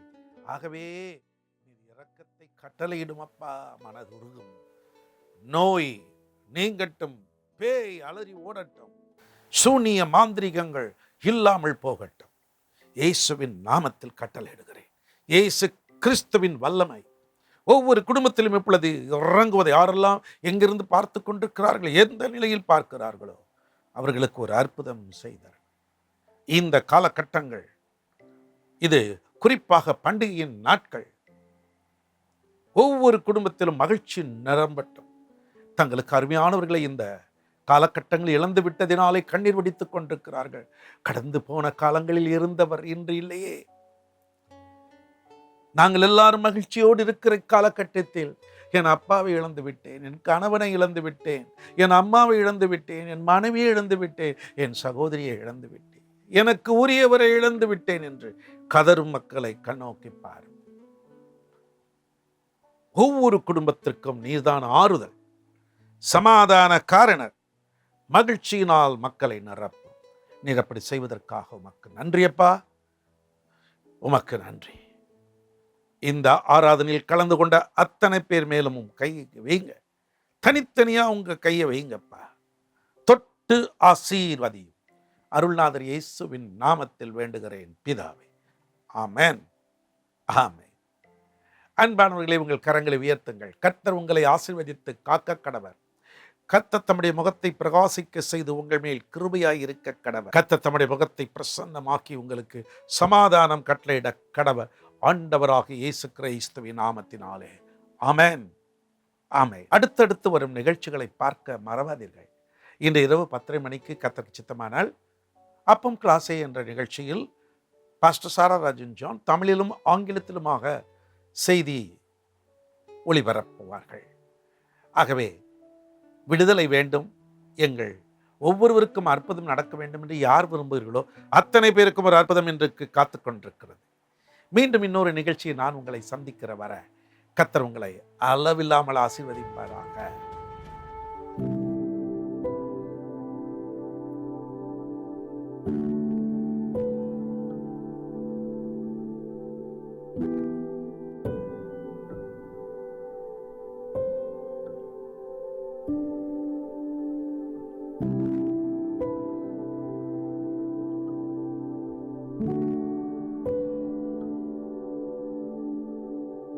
ஆமென்.